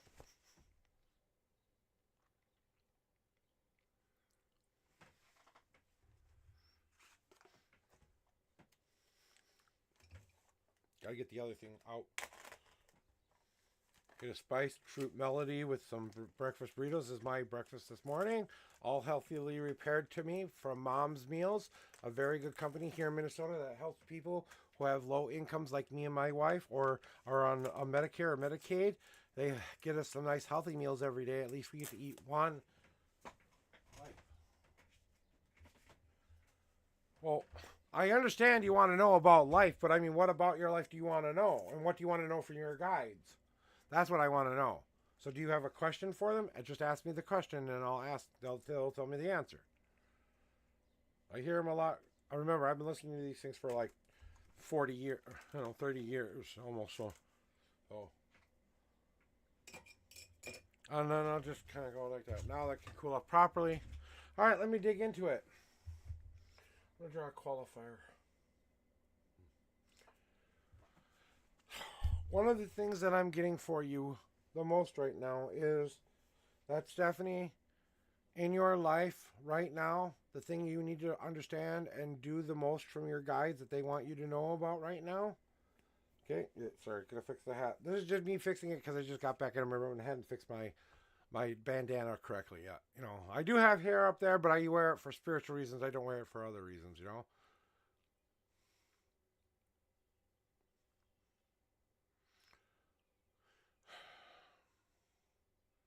Yeah, I think it will happen, but I want to caveat that with you have to start looking at her as she is the one.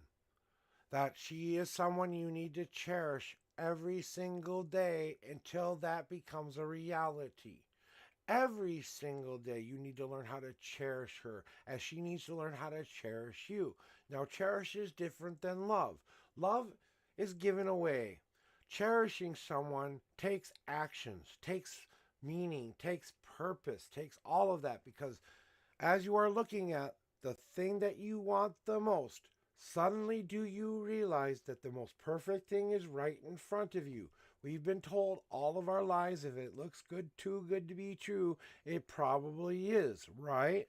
That's in a lot of our heads. But what people don't realize is once in our great blue moon, it really is good to be true. And the only thing you have to do with you and your girlfriend is learn how to cherish one another. Cherish how we get through the hard times, cherish how we make it through together, cherish how our power is complete, cherish how I will make my life move forward. So in this next 5 years up to that point, if you've got a set in stone, we've asked her, but we know it's about time, so maybe don't wait the 5 years, but go to your significant other and have the marriage conversation. You know, you're not proposing here, you're just asking for details and stuff like that to get an idea of what she wants in a relationship, a married relationship more than anything, right? And we need to get that information and learn how to cherish that information back and forth and seeing each other as we are the thing we need the most in our lives. Because just like you know she's the one for you, right, Stephanie? You know she's the one for you. She knows you're the one for her. But I think there's either distance or time or opportunity in one place, opportunity not in another place. It's keeping you apart for a while so that you can both finish up the nice little needlework you need to finish in that picture to make it pop out for everyone to see why you added that. You know what I'm saying? And from what I'm hearing, don't you start with me. And from what I'm hearing from your guides is they just want you to start to listen to that heart again.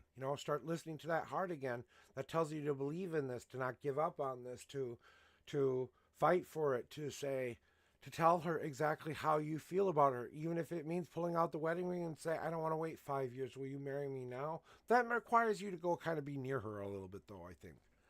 Am I right about the distance thingy? Because I feel like there's some kind of distance between you right now. I think if I remember right, she was an online girlfriend that you met, but I think the distance has to close before it can become more intimate.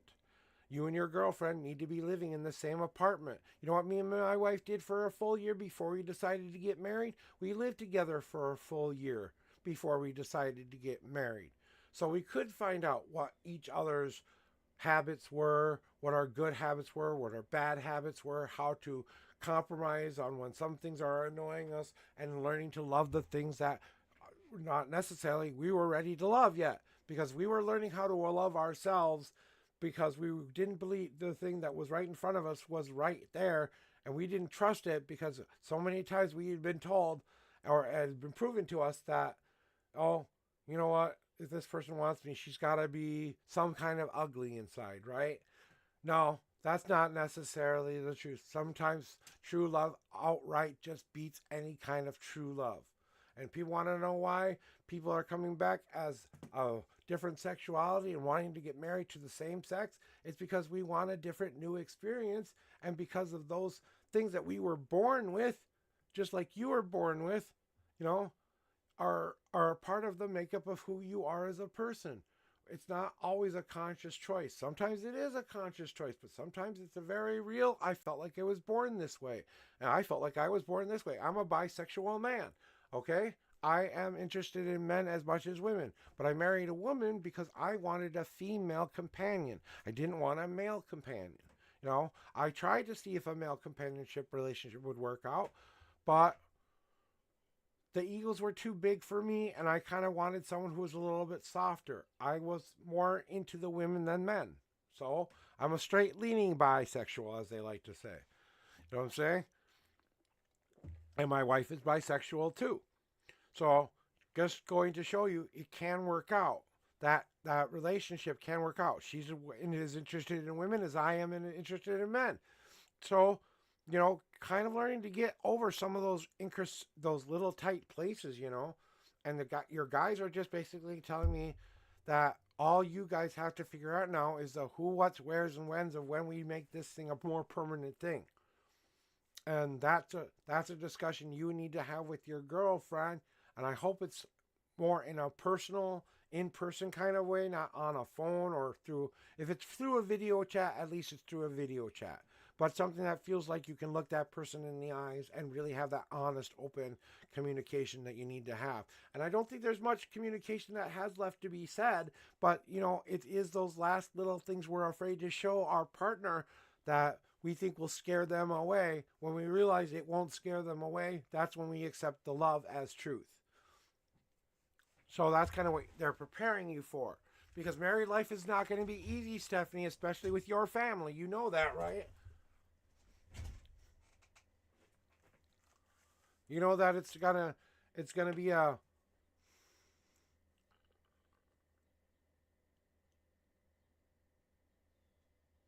well, you know what? If you come to Minnesota, I can actually marry your ass. How about that? You know what I'm saying? I am a credentialed minister here in Minnesota. I have a degree for that shit. Okay, that's the only degree that I own is my ministry credentials. Okay, I didn't go to school for it. I just signed up online because when people decided that same-sex marriage was icky and wrong and we finally got the right to marry our same-sex partners, you know what I said? I want to be the kind of priest who can marry any one of those people anytime they want. I will do it for free. All you got to do is come to me. That's it. You come to me. You get the marriage license set up, all of that stuff set up. I will sign the dotted line and make you both married. I could actually sign a piece of paper right now. If you got it registered in Minnesota, you would be technically married to this woman right now. That's how I could do it if I wanted to. But because there are rules and ethics involved, I don't do that. You know what I'm saying? So did you have anything else you want to know? I'm going to nibble on my breakfast a little. I hope you don't mind.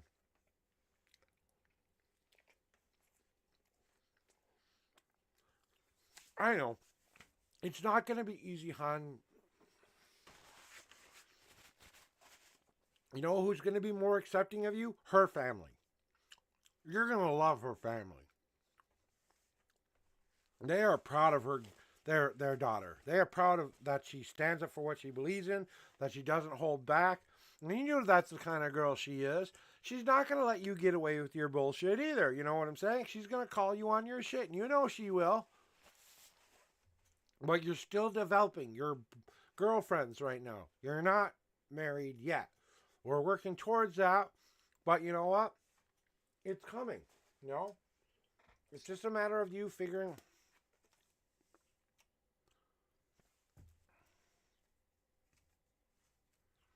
Right, exactly. You both have your champions. I think it's your father who's more against the things than your mom. Mothers seem to be more compassionate when it comes to things like that. My baby was born the way she was born.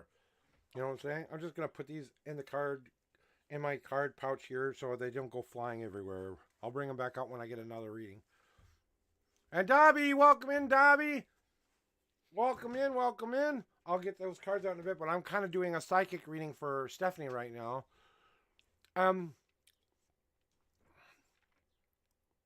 She's trying to come to terms with it, okay? She wants to be proud of you. She's trying to find a delicate balance between her and your father's relationship, your mom and dad's relationship, just their relationship. One agrees, one doesn't agree, kind of a deal. And she's trying to balance that, and she wants to bring mediation to it so that you can both be a part of her life, because she doesn't want to lose her daughter either, And if your daughter is, or as her daughter, that there are just some things your dad's not going to ever be able to accept. And I'm sorry, I believe that's one of them. He's just not going to be able to accept it. My baby was born wrong in his mind. And that's a horrible thing for a father to think, but it's a human thing to think.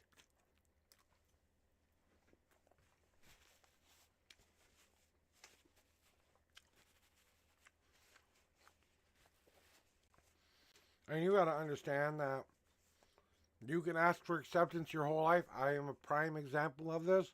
I never be accepted. But I had to learn how to accept myself. And I'm still working on it, okay? Good morning, the Gaming MP. Welcome on in. Wow, we've got Dobby. We've got the Gaming MP. We've got Stephanie. We've got a bunch of people in here. I'm sorry, I was munching on some breakfast because I was helping Stephanie out with some psychic stuff she needed help with. Your mom loves you. You know that she loves you. She doesn't not love her baby. You know that. She stands up for you. And she's the only champion you got. Let her be your champion. And just love your dad as much as you can do. So, you know it's hard, but see, my family's very open. My family's very open. So when I told my mom, she was like, "Oh, okay. Well, be safe out there." That's what she said.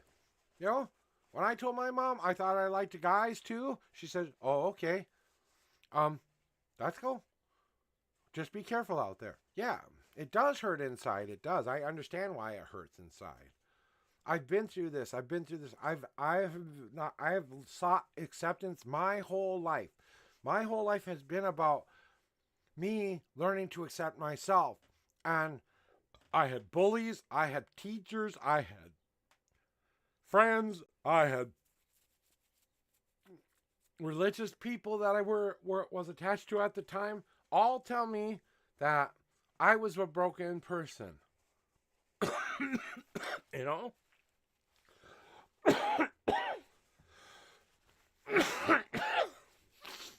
And what I finally had to do was hug young Josh again and tell him, you weren't responsible for that. That's what was done to you, not what you do to others.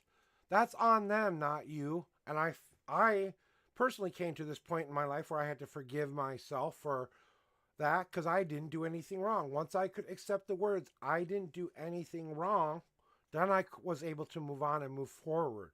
But it did take me a while to get there, I'm not going to lie. And every once in a while, my brain does not know how to pick up on some social cues. I make a lot of social cue mistakes when it comes to being in a person with a live person. Online, I'm here in my room. I don't feel all those anxieties and fears that come out. But when I'm in a group of people, tiny bit of social anxiety, yeah, we can talk in Discord after stream there, buddy. I'll come in probably maybe even a little bit because Stephanie's was the last one, literally. And I was just having a talkie session with her anyway. Okay. We'll talk about it. That's my Twitch son. And guys, you need my help offline? Here's proof. D can tell you. I've been helping him offline, trying to help correct some of his things, trying to give him some really good advice. But I don't offer that to everybody. But if you have a time where you need extra help, I don't charge for my private readings anymore. All you need to do is just set up an appointment that I can make and making sure that I'm feeling good that day, because I do it after stream, usually between the hours of 2 to 5 p.m. That's when I do my private reading, if I ever get something on my schedule, which I have not yet. You know?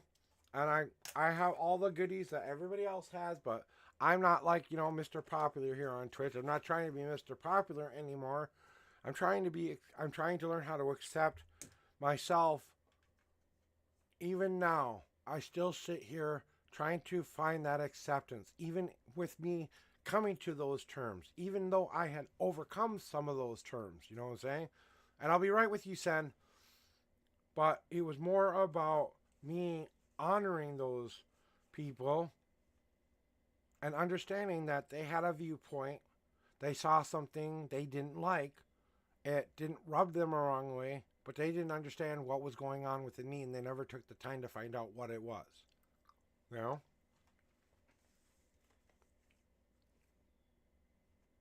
So I had to move on.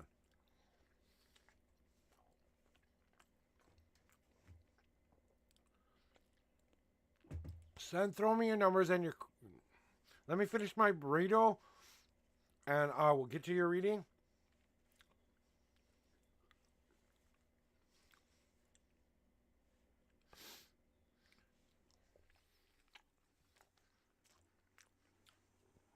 Remember, Your father feels, okay, I believe it's your father, feels like he did something wrong to make you be this way. You know what I'm saying? Something he did in his past is coming back to haunt him. And if I'm right, if you really dug down deep into it, I think your dad had some kind of an issue in the past with somebody of the same sex, and he didn't know how to respond to that. Get back to work, the gaming MP. Go take care of those lovely, beautiful people. I love you. Thank you for popping in and saying hi during your break.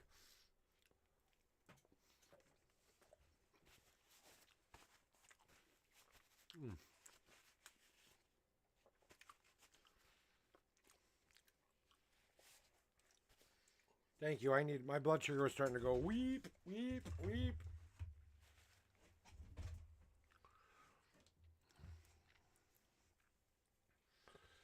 Stephanie wanted a psychic reading, so I just gave her a psychic one.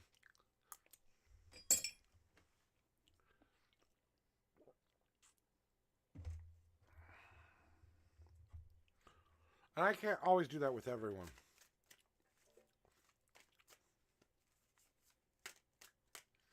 Everyone give spam a lot of hearts for Annie. She's got to go back to doing that nursing job she has to do, or wants to do, or is honored and privileged to do, I should say, because I know she loves her job, so.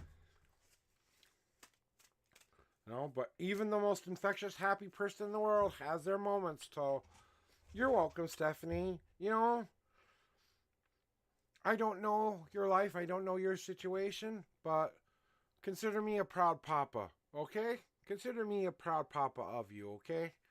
Because I'm very proud of you for taking these brave steps forward. Because it couldn't keep going like that. It just can't.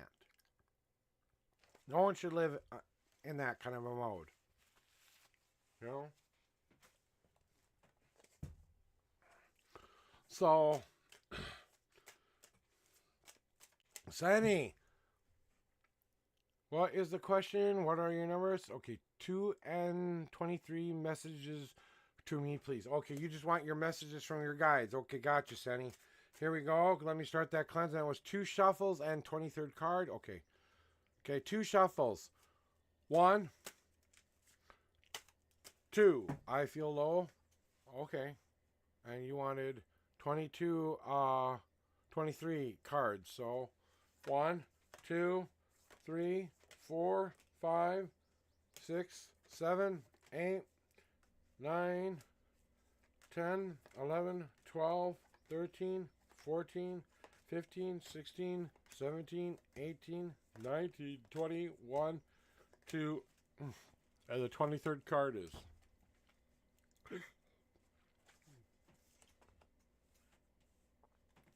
Yep. Yep. Oh, hell yeah. Woofty. All right, Sam, here it comes for you, okay? God, my family's showing up a lot today.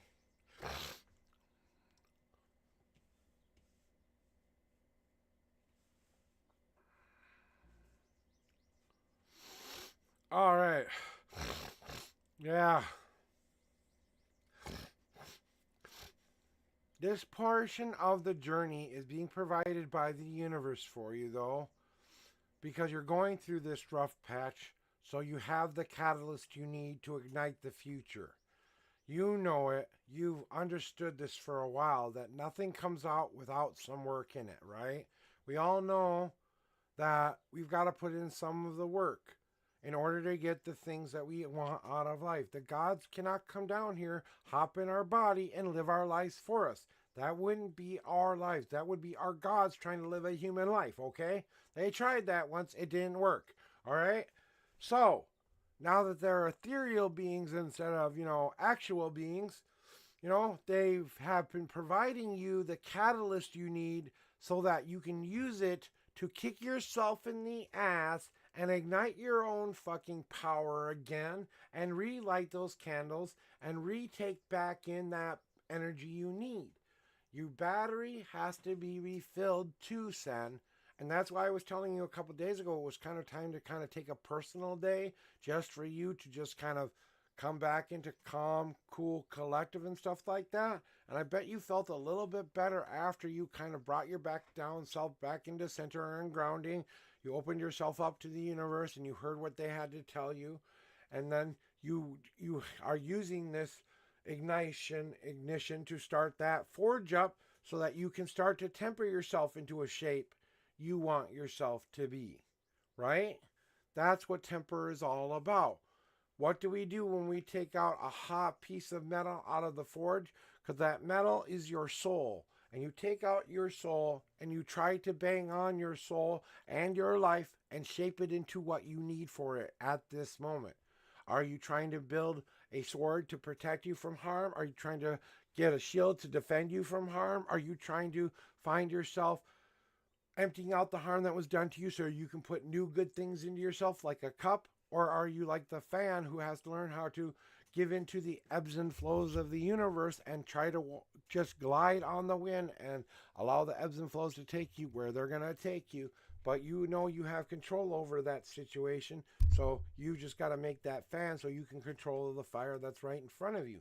You know you can make all of these tools, but it's not about that. It's about the will and intent that goes into the tools that you have set yourself up for the things that you want to do with your journey and your destination. But don't sit around contemplating which one's the right one. If you can't decide, make all four and use them when you need them. You know what I'm saying? If you can't decide what to make or what to do with that thing that you've just made, which should be a better thing, you say to yourself, what do I do with this thing that I create now? Well, don't sit around thinking about it too long. No, it's an opportunity for you to grab a new, brilliant, beautiful experience. You've just got to take that marble in your hand and run with the dream that has been given to you. The dream you said you wanted to fulfill for you, right? And then the blue wolf card comes to say, but the reason you're going through all of this right now is maybe you're being called to a bigger family. And maybe there is a voice out there that you're not quite hearing yet. That lone wolf is standing on top of the mountain, howling at the moon, trying to call its pack back to itself because it's lost. It doesn't need to be a follower. It doesn't need to be a leader. It just doesn't want to be left behind. It wants to be there in that relationship or in that thing that they've created, that family that they created. Because the blue wolf card is all about chosen family, all right? Just like my father chose each and every one of the people that he married, and he only did it about 4 times. He might be headed for 5, I don't know. I don't think he'll get married again, honestly. But he's in love with a new woman now, and my mom's been gone for 5 years. And I say, have at it, Dad. Be happy. Please, please be happy. I don't care who she is. She treats you right. You're happy? Okay, that's all I need to know. You know what I'm saying? But that's me not being a leader of it. I'm not being a follower in it, but I'm accepting it as it is and being okay with it as it is. And that means using that wolf song to howl out to those people with that emotional, pure heart of yours that you have, that psychic connection that you have, to call out to the family that will come help feed those needs, because packs will go and help other people in their group be fed from time to time, and they will help protect you when there is danger, and they will help protect you in that. But my father kept trying to fill himself with people, trying to fix himself. Not like you're not doing this to yourself, but you know what I mean, right? We pick up some of these things along the road and we call out to that one family. That little song that's being responded back to us in return is now being put out there for everyone to hear as well. But as my father learned, the other people couldn't fix him. He had to be okay with who he was and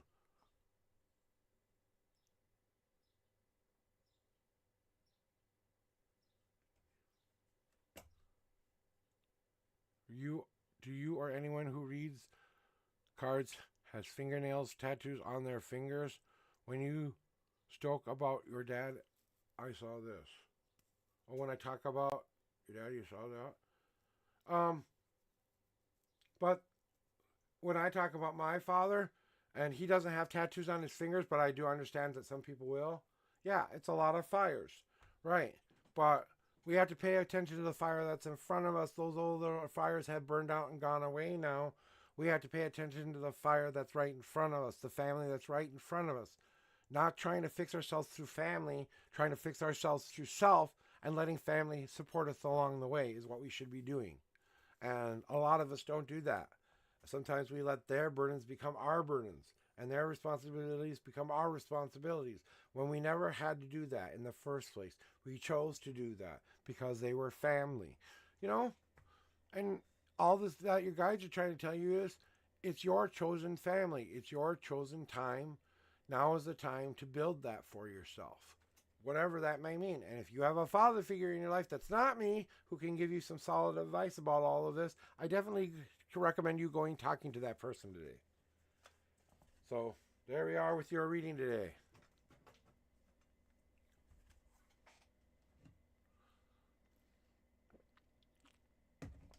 You know, just like when you read for someone and you want to give them all of the information that you're able to give them, but sometimes the words won't come out. It's kind of like that. You know what I'm saying? It's like you want to see what's underneath the surface, but it's being so carefully hidden, you can't see it anymore. You know what I'm saying? And I don't know if you have some father issues with your dad right now, but maybe it's time to go suss those out. You know?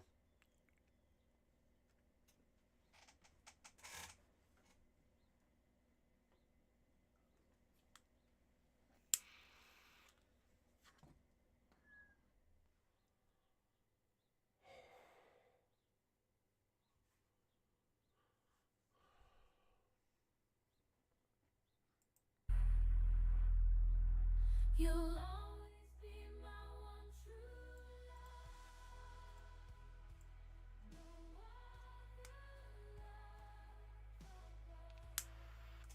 Welcome in, Thee. How you doing today? Hopefully you're having the best day ever. I just turned on the music, so give me a second to turn it back off because I did. All right, music is back off. Welcome back in. Returning chatter, if you haven't been here before, it doesn't say you were a first-time chatter. Did you change your name? Yes, you can get a tarot reading. That's why it's open. The queue is open. I'm cleansing my cards off right now for you, my friend. So please throw me your numbers and or question. If you've been here before, you should know what that means. If you don't remember what that means, please let me know that it's been a while and you need to be reminded how it works here.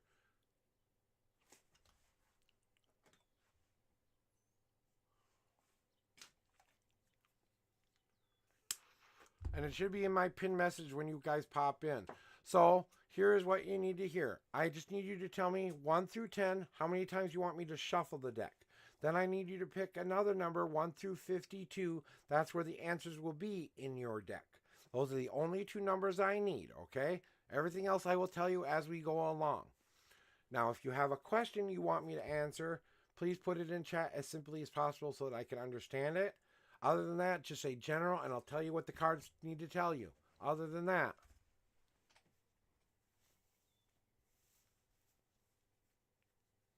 I had to fix my bandana. It was slipping. So as soon as I know if you have a question or if you just want a general, I'll start shuffling. Okay. Let me see what the cards have to tell you. 1, 2, 3,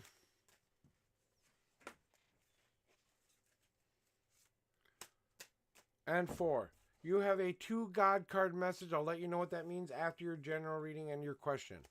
Here are the numbers. 1, 2, 3, 4, 5, 6, 7, 8, 9, 10, 11, 12, 13, 14, 15, 16, 17, 18. And the 19th card is now on top. And you're thinking about moving on Saturday and you want to know how it will go.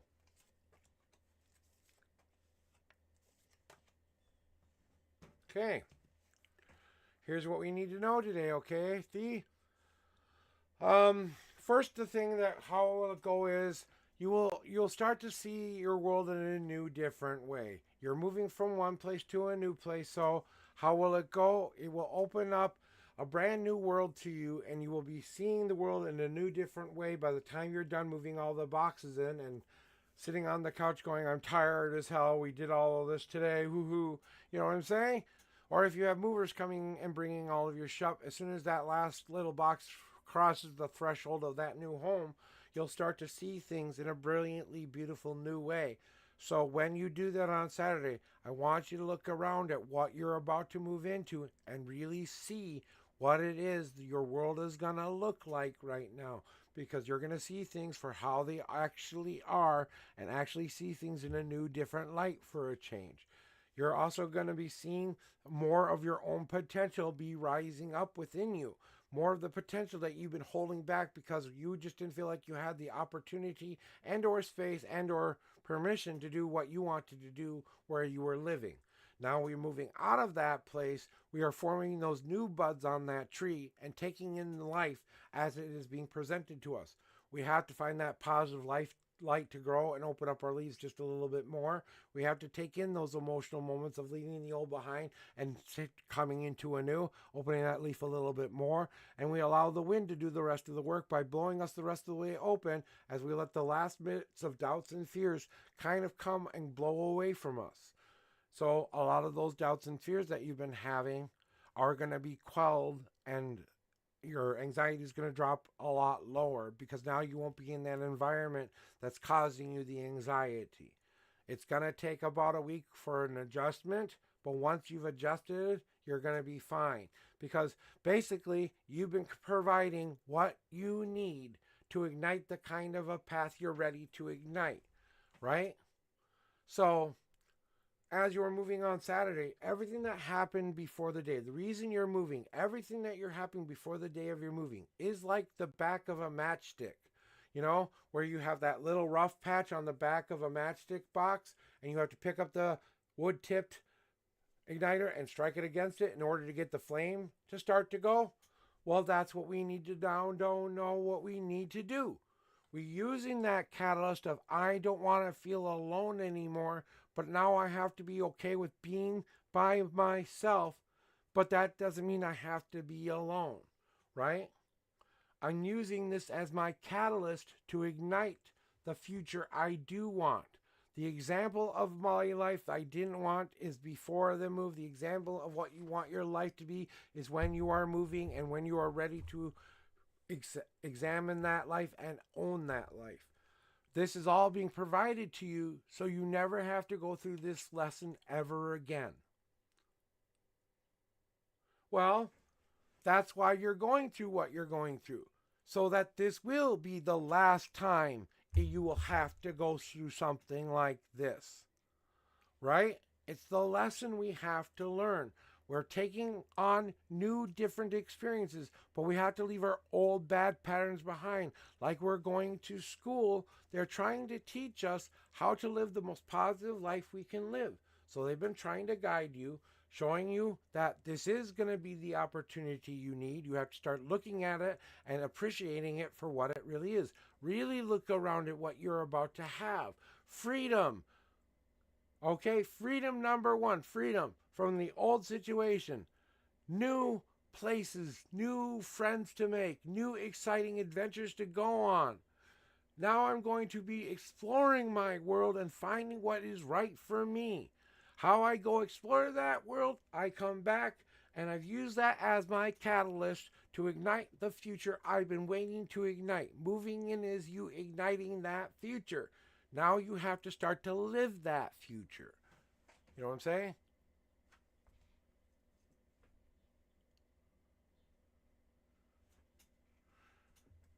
Well, let me tell you why that's happening there, Thean.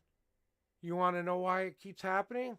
Because you haven't learned that lesson yet. Because you haven't learned the lesson of, you know what? All this crap has happened to me, but look where I'm at right now. Look at yourself. You're a survivor, aren't you? You are a survivor. You've been through the shitstorm, haven't you? Right? We know how to make it through the hardest times of life. If that doesn't give you hope that you can bring this and leave it all behind, so as you are exiting your old place, I want you to leave every last anxiety, every last fear, every last thing you've ever thought about who you were, and it all stays there. When you move into this apartment, you are no longer that person. You are the new you, starting a new path with a new foundation, with a new journey, showing yourself the world for what it really is possibly to be, and that happiness can come and fulfill to show you that it can be good, but you'll honestly have to allow your full potential to come out by taking in it as it comes, using that to ignite your life for what you need to do. And I did too. I got very bullied in school before I was a big boy like I am now. You know, I know you understand. But I had to learn to say to myself, I don't care what anyone thinks of me. I know who I am. I will, and the friends who decide that they don't ever want to give up on me will be my friends for life. I haven't had a whole lot of those in my lifetime. I've had to be my own friend most of the time. I wasn't always understood. I wasn't always thought. The friends that I thought I had were actually my bullies, you know? Now in life, I've kind of transitioned that old baggage into I don't feel like anyone likes me anymore or will ever love. Were you bullied in past lives? I was a bullier in one life, and I was really not a bullier or anything in a lot of lives. I wasn't really much of anything in a lot of lives. It was more about different experiences. I can't tell you every last detail of every last one of them, but yeah, I was bullied a couple of times, but that was because they were trying to teach me how to overcome. See, what they're teaching you how to do is overcome those obstacles. How to learn how to, even in the darkest of spots, in the dirt, where seeds grow. You do not get to be a plant overnight. You got to pop your head up. You got to take the sunshine in, look around at your world, see if this is the place you want to grow. Then you start to grow. You take in more of that sunshine. Now you add the rain onto it, how you're emotionally feeling inside, what is important to you, what's not important to you, how you feel about all of that. And as that starts to increase, your happiness. You know what you need to do? You need to be like a cat sitting in a cat tree, getting their belly rubbed, and all they care about is you loving them in perfect love and perfect trust. That's what you need to start to do for yourself. And I've been through this before. I've been through this game before. I almost gave up on myself 7 different times because of how much I hated myself. It wasn't until I said, I love those parts of me anyway. I'm not going to let what everybody else told me I was define who I am anymore. And I did that a lot in my life. So I know that I was here to learn those lessons. Just like I had to learn how to overcome bullies, just how I had to learn to overcome all of my disabilities, just like I had to learn how to overcome everything. So that's why you're going through this, so they can teach you one last time, so that now when you get good, you will know what good looks like. You understand? Now, I don't know if you've been here for a while, but you did get 2 God cards as well. I used my disabilities to my advantage. You know what I did? I turned my disabilities into my power. I really did. My social anxiety, I was a listener. I was probably the one person anyone could come to with any kind of a question about anybody's social situation. Not that they did that, but I was an active listener. I learned how to listen because people left me alone. So I sat there and learned how to listen to how people talk. And I tried to take in some of those lessons. That didn't always remember that, but I used my anxiety and my fear to help me overcome those things. I was afraid I wouldn't be loved and accepted by these people. But are they the kind of people I want to be loved and accepted by? Was my question to myself. So I said, how do I use my fear as my power? They're keeping me away, my fears are keeping me away from the bad, icky people of this world that I don't need in my life. I used my disability. The slow learner, I had to learn how to MacGyver most of my life together, okay? I had to go on a whim in the moment, trying to decide to do the best possible thing I could do in the moment, trying not to make mistakes along the way. But, yeah, When people called me slow, I took my time. I made sure it was right for me. I published everything on my own. No one published any of my books. No one did any of that for me. I took my own money, my own power, my own energy, and I turned it into something. I also started painting as a young child, and I started to paint my feelings out. I have about 50 to 75 paintings that I've made because of those emotional moments I overcame in my life. So I used my creativity that I had within me to use it as an outlet to come back out in my life. So it wasn't just like it was one disability that I used to my advantage, but I didn't use it in a negative way was the point. I used it in a positive, reaffirming way. That's the whole point of you overcoming that disability and making it your power. What's your strongest anxiety? Tell me, before I show you these, what is your strongest anxiety, Thean?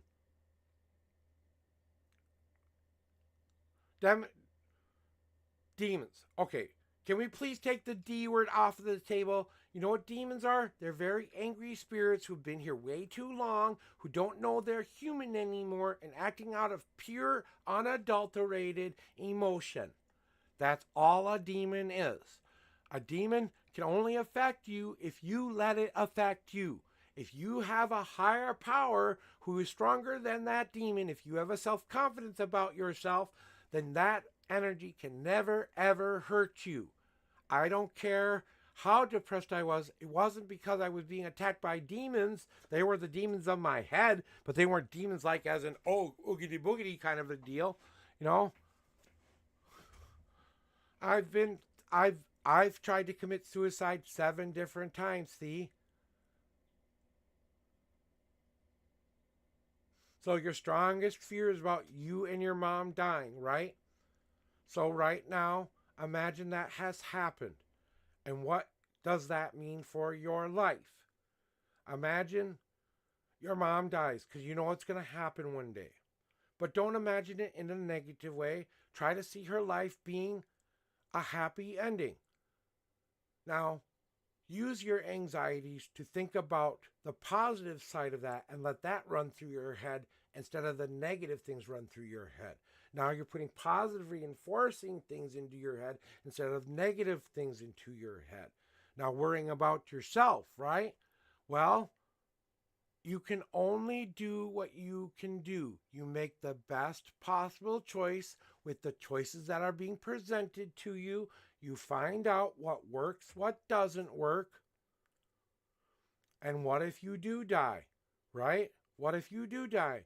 Mom and everybody else who is around you will take care of you and what's going on with you. And you will see the love be paid back, because you know you can step out of the door any moment of any day, and it can be the last day you will ever live. Do you want to die happy or do you want to die miserable? I'm honestly asking you. I don't know. Where would you go? Don't you have friends? Don't you have people who love you still? Do you still have a father? Do you still have a sister? Do you have a brother? Do you have a best friend?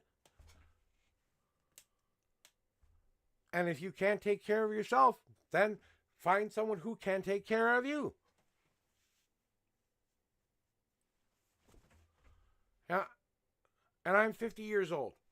My mom died 5 years ago. And I went through this myself. It was the strangest experience because I both felt free and I also felt like I didn't have my safety net anymore. And that's what happens when your mom dies. Your father's a little bit different, but when your mom dies, they're your ultimate safety net. So you won't have a safety net there anymore. Just like she's been here a while, she's going to know, she's going to mourn, she's going to lose, she's going to move on because she doesn't know how to give up. Oh, where would you go? I don't know. What kind of a person do you think you are? I mean, honestly. Okay, I'm sorry, the concepts of heaven and hell and where you go because you did a bad thing, okay, the only hell you ever put yourself in is the one you create yourself. Then, is it time to change that? If you live through the power of Christ, there's repentance. There is time for you to repent those sins, to give back to those things. And I'm a fucking Wiccan hero saying this, okay? You can go somewhere where you can give that up to a higher power. Where do you go when you die? You go back to the source of all energy, which is a mixture of negative and positive. It's a mixture of heaven and hell together as one. Your most negative attributes of yourself goes to the darkness. Your most positive sides of yourself go towards the light. That's why some of us see light, some of us see blankness at the end. Because we all go to the same energy. We all go back to that source and energy. But that's always balancing out. Did you ever think that maybe you had to be the kind of person you were to affect change for somebody else to be the better version of themselves because of what you did? They had to learn how to overcome their obstacles. Did you ever think that maybe you were an agent of change instead of an agent of chaos? Most of us don't realize it at very first, like that very first time when we cross that bridge over. Okay? When we cross over that bridge and we make it to the other side, right? Everything that used to be who we were as humans, not going in there. Only the experiences of those things are going in there. Okay? How you felt about those experiences are going in there. But none of the trauma, none of all of that is going in there. Not your physical body trauma and what you had to endure while you lived the free will game we all have to live in. You know? So your consciousness, in a way, because, okay, here's what I've been told, okay? And this is only what I've been told from my perspective, okay? So anybody out there who has other beliefs in something like this, but this is what my guys told me how it works, okay? When you cross over, you have kind of a waiting time, a purgatory of sorts, to kind of sort you out. But it's not to sort you out from heaven and hell. It's so you can sort yourself out between what you did in life and what you now want to do, and in that, because we all sign a contract when we come into this world. We know kind of what to expect on a general basis only. They do not interfere in the free will of your life. They give you a destiny, but you can change that destiny. Did you know that you can change your destiny right now by doing these two things? And that's why I'm flipping these cards over right now. So here's how we do it, Theon. Today, I want you to do something for yourself. Okay, Theon? I'm closing down the queue because this is going to take a bit. Okay? Because I want to work with you here. I want you to transform. I want this to be that transformation moment you've been waiting for. Yeah, we all, like I said, all of our energies go back to the same place. We do recognize those energies, but like I said, the depression, the anxieties, the worries of life, they don't go in there. Only the purity of your spirit goes in there. You know what I'm saying? And you recognize those energies, and we all kind of dance around together. But there are some of us who stay separate from that energy, and some of us who decide to become a part of that energy. You know what I'm saying? And then we go through the cycle that we've been taught all of our life, of life, death, and rebirth. You know what I'm saying? And there is a time for us to stop altogether.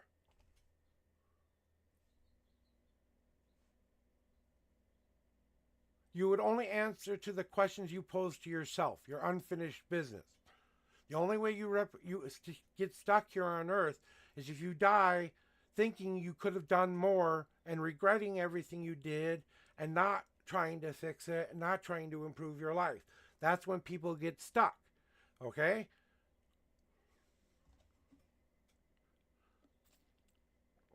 So you want to know if you're going to have to answer for the things that you've done, right? You want to know if you're going to have to pay a price to get admittance to this energy? The part of you that was the most negative part of yourself goes back into that void, because that void needs that energy. We need that catalyst in this world to make other good things happen. There is no good, there is no evil, there is only positive and negative. We call it good and evil, but they're the same thing. It's the same energy, just we're dancing in, always dancing around the dance floor, and we don't know which partner we're dancing with sometimes, but sometimes the good one decides to lead, sometimes the bad one decides to lead, you know. But I want to give you something today to re-empower you and make this be your best day ever. If you really want transformation, I will help you with it today. But I need you to do one very special thing for me today. If you want it, say yes, you want my help. And number two, be open to what I'm saying and try to do it in your own unique way, but I will give you the example of things. Okay, let me tell you why I'm bringing these cards out too, okay? Because the first thing, before we get to those cards, the first thing I want you to do today, okay? I want you to go find yourself a box. I don't care what size box it is, shoe box, little box, I don't care what kind of box you get. And I want you to go write down on a sheet of paper, I want you to write yourself a letter to your former self and tell yourself everything that you've ever done to yourself that was bad for you to do for you and yourself. Now write down everything you ever wanted to let go of. Now write down all of your fears, all of your anxieties. I want you to let all of this come out of you. Anything that you are worried about, anything that you don't want, and I want you to rip these pieces of paper and put them into that cardboard box. I want you to seal it with only like some paper tape or something like that, because we are going to be burning this away. But as you're starting to fill this box, we are setting in there one item from you that belongs to your past that you are willing to burn away. If you want to make yourself a paper doll that represents the old you, that's what we are doing. We are putting the old you to rest today. We are going to allow that part of ourselves to die. Not in a physical way, but a mental and spiritual way. And maybe then afterwards, a tiny bit of a physical death will occur. But it won't be the kind of physical death like I took my life, okay? That's not happening here, and I'm not ever suggesting that to anybody. Call for help. Call me. Call anybody. Don't do it. It's not worth it. The only person you're hurting are the people you leave behind. Your pain is over, yeah, but you know what? Okay, so with that said, you take that box after you sealed it, bring it to your fire pit, bring it to your barbecue grill or your fireplace or wherever you can safely burn it away. Yes, I did. I did try to commit suicide 7 different times. Yes, I did. I was almost successful 3 of those times. Other ones were just more like cries for help than anything. Because I didn't know how to handle what was going on. Yeah, I did. You can't really see it all that much anymore, but there is a nice line right over here that then was the worst moment of my life. It was the very worst moment of my life. Had a knife to my throat. I was ready to cut my throat at work with a kitchen knife before we opened because I was tired of my life. And I hated myself so much. I had the woman of my dreams and I still wasn't happy. Yes, I did actually cut it. Like I said, I did have a nice little thin like a paper cut kind of a cut, but it was still there. Yeah, I actually did cut it. But it didn't bleed out or anything like that. I wasn't in danger that time, but that's what I mean by I was so close. If I had done it any faster, then what happened? Can I go through this first on what we need to do for you, and I can explain that to you, and maybe that'll help you a little bit because I want to finish telling you what I was telling you first, okay? For the box ritual that I'm telling you to do, because I did this box ritual for myself. Okay, you take it out to that fire, and you actually hold an actual funeral for everything you no longer want in your life. I mean crying, I mean yelling, I mean screaming, I mean whatever you need to cathartically get out as it starts to burn away.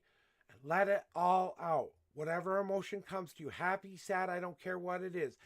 Throw it into that fire and let it burn it away even more. When that box has finally gone to ash and the fire pit has cooled, I want you to take 3 days to mourn the loss of what you just let go of, going through all the stages of normal grief, depression, anger, bargaining, the ones we all know about, right? And then you finally get to that acceptance, anger, and then acceptance, right? Then once you get to that acceptance part that you've truly let go of what you just left behind, that is your birthday. You understand me? That is your birthday. So do an astrology site if you want to, or something like that proves to you were born on that day. The second you accept it, I want you to write down the time. I want you to write down the day. And that is your birthday. And then this is what you need to do after that. I want you to take that new self of yours, paddle yourself up to your higher powers' big ass ears, which are listening always. Park yourself right in front of them and tell them exactly what you want your life to look like in the most detailed way you can through imagination, writing it down, whichever way you choose to do it. I don't care. I don't get involved with that stuff. But it's time to claim your power. It's time to claim your power and stand in front of the universe and say, no, I will not accept that anymore. I will only accept this, what I am telling you. I'm willing to give up that self, which I just did in order to get this new life. I committed suicide without committing suicide. I asked to become this. This is who I became. The unknown prophet. That's who I became. So much anxiety and depression in my life. I worried every single day. And then after that, I want you to scoop up a little bit of those ashes and I want you to keep them in a little mason jar, reminding you that you were reborn that day. And that's what I did for myself. That helped me so much. It was my choice to let those things go. It was my decision to say I didn't want to have those in my life anymore. I told the universe I was going to be happy every single day, no matter what. And you know what the universe did? It fucking listened. Because I told it was going to listen, because I was going to make it listen. Because I have the power to carve my own damn destiny. Because I communicate, and that's what this Vine card is about, what it is we really want. Oh, God, with the negative attachment shit. The only person who has power over you is you. If you believe that there's a negative attachment to you, then it's your own shadow that you're trying to protect yourself against. You have to learn to love every negative attribute about yourself, but love them in a positive way. I didn't just turn my worries against, I turned my worries into no more what is, but enjoy what is yet to come. I turned my depression into why be sad? I can be happy instead. I turned my I am not confident into I am confident.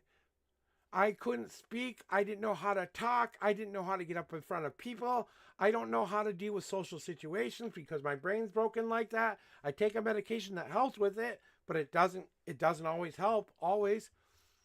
And I take a medication because I have a chemical imbalance in my brain that makes me depressed and angry. Now, I am not depressed at this current moment, but even living as the happiest moment of my life that I could possibly remember, which was the day I was reborn, honestly, except for my wedding date. That one's, a pretty close second, okay?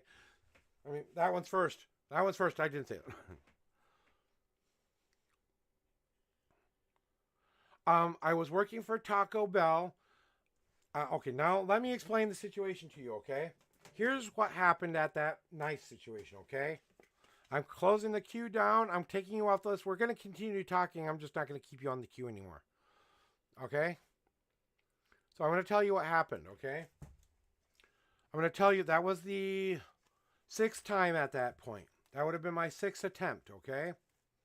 The one before it, I did go to the hospital. You see them? You see the cuts? The wrist cut? The 2 wrist cuts right here are on my wrist here. Those aren't natural lines, okay? I almost lost my life that time. The 7th, I thought I'd finish off the job. Okay? But life had continued. I had gotten more positive for a while. And I started to believe in myself. I just got married to the woman of my dreams. Everything I've ever wanted in a woman. We just bought a new house. And I was still dealing with my depression and anxiety because I didn't know that a simple pill like Zoloft could help me. I thought I'm not a big taking medication person. I didn't even smoke cannabis back then because I was against drugs for a long time. Because a lot of drugs that go into my body, I really just don't trust what they put in it sometimes. I like the natural remedies more than I like the pharmaceutical ways. But I know there's some things you cannot find in nature that you need to have in a chemical. You know what I'm saying? And there's just something that I didn't know any about. But I started out, and I was a manager at Taco Bell as well. My manager was about to go on maternity leave. My top manager was going to go on maternity leave. I just finished my assistant managing training with all of these pressures on me. New marriage, new house, new responsibilities at work, right?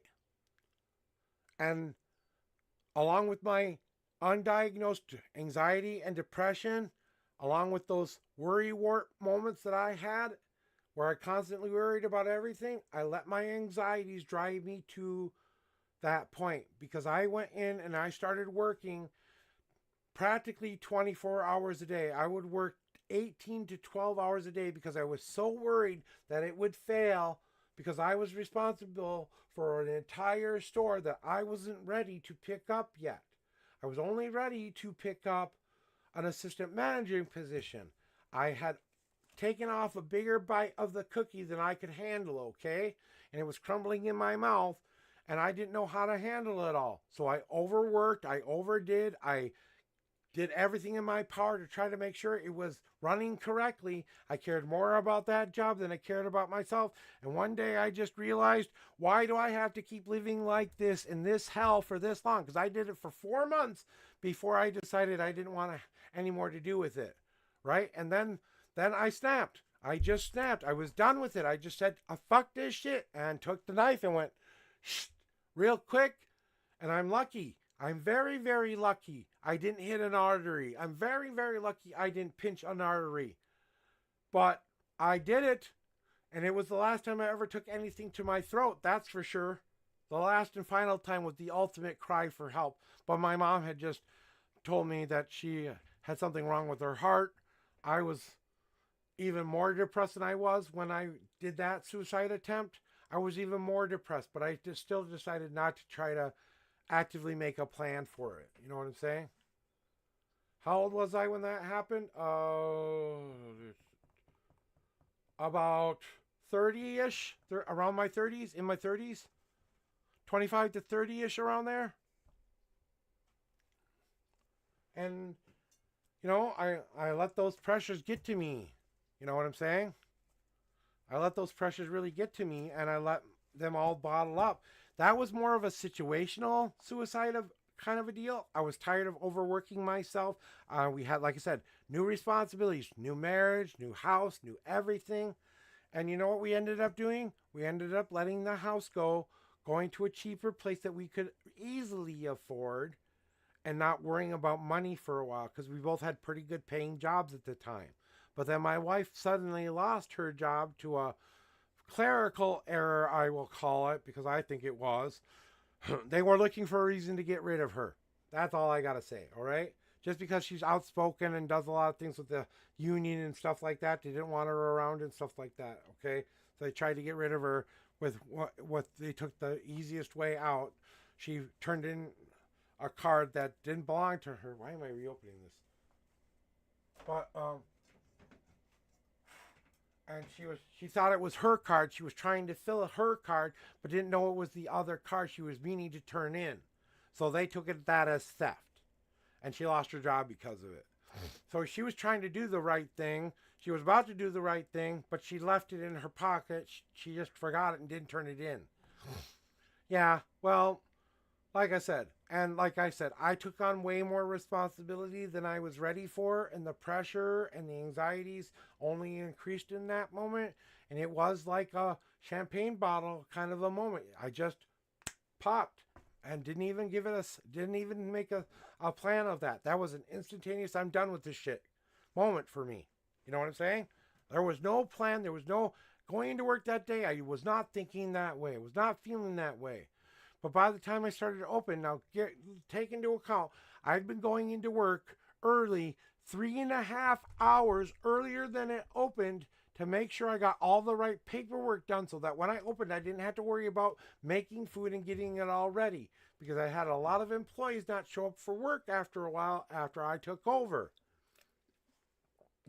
Because it always happens when a new manager takes over a new place. Some people will just find a new job, or it's life, you know what I'm saying? What happened after I cut my neck? Like I said, I cut my neck, put down the knife, I grabbed a paper towel, I held it there for a little bit, the bleeding stopped. I called my regional manager and told him I just tried to commit suicide at work. I need to go to the hospital. I'm not safe. And then they called an ambulance for me. My regional manager came in. They made sure I got into the ambulance. They took over all of my duties, and that was the last day I ever worked there. Because I didn't want to go back to it. I said, I'm not coming back. No, I didn't get fired. I quit. But I quit on good terms, because I went to talk to my regional manager after that. And my regional manager did support me, okay? He did support me. I was the one who did this to myself. They did not do this to me. I did this all to myself. They gave me every tool I needed to do the job I was supposed to do. Every employee should have been doing their job the way they were supposed to do it. If I had just trusted my employees, if I had just trusted myself, and I'd done that in the first place, I wouldn't have gotten to that point. It was the overworking. It was the coming in early. It was trying to make sure everything was perfect. You know, I became a bus driver after that. I became a commercial bus driver after that. Did that for about 5 years. Loved it. Yeah, I was extremely happier after that. No more pressure. No more follow a route, go home. You know? Follow a bus route, go home. Make sure you pick up everybody along the way. Make sure everyone pays their bill. Okay? That's it. That's all the responsibility I wanted anymore. I was done being a manager after that point. I was literally done. I said I would never be a manager ever again. At that point in my life, I thought that. Now, I'm here being a leader of other people instead of, that. But that's how that situation all worked out, And it was a very surreal moment for me, because I'm sitting in the hospital room and the doctors are asking me why I took the knife to my throat, and did they realize just how close I came to death today?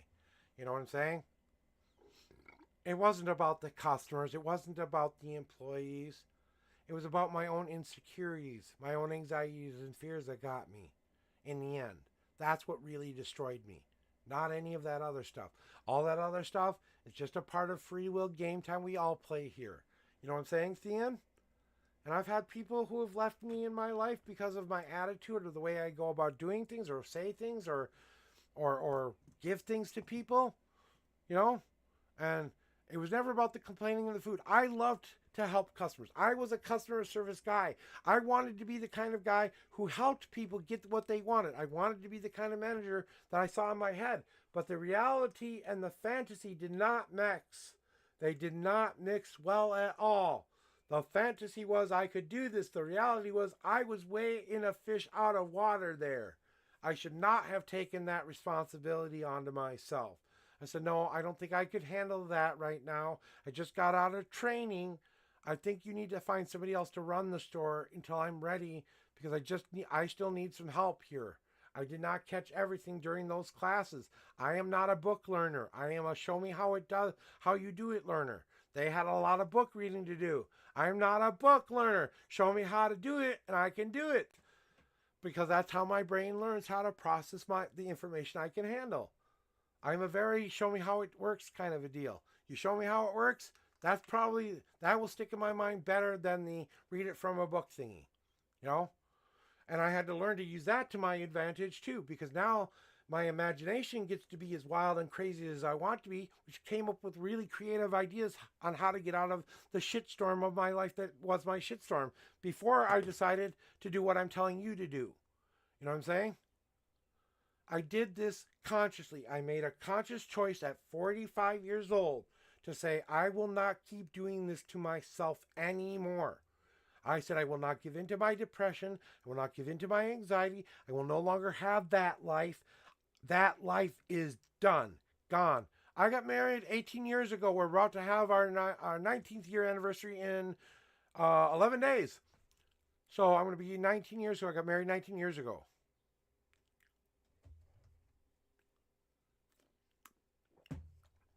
I'm 50 now. I'm really bad at math.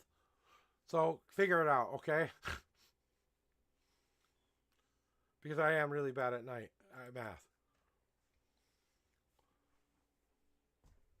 Yeah, okay, I was 31 when I got married then.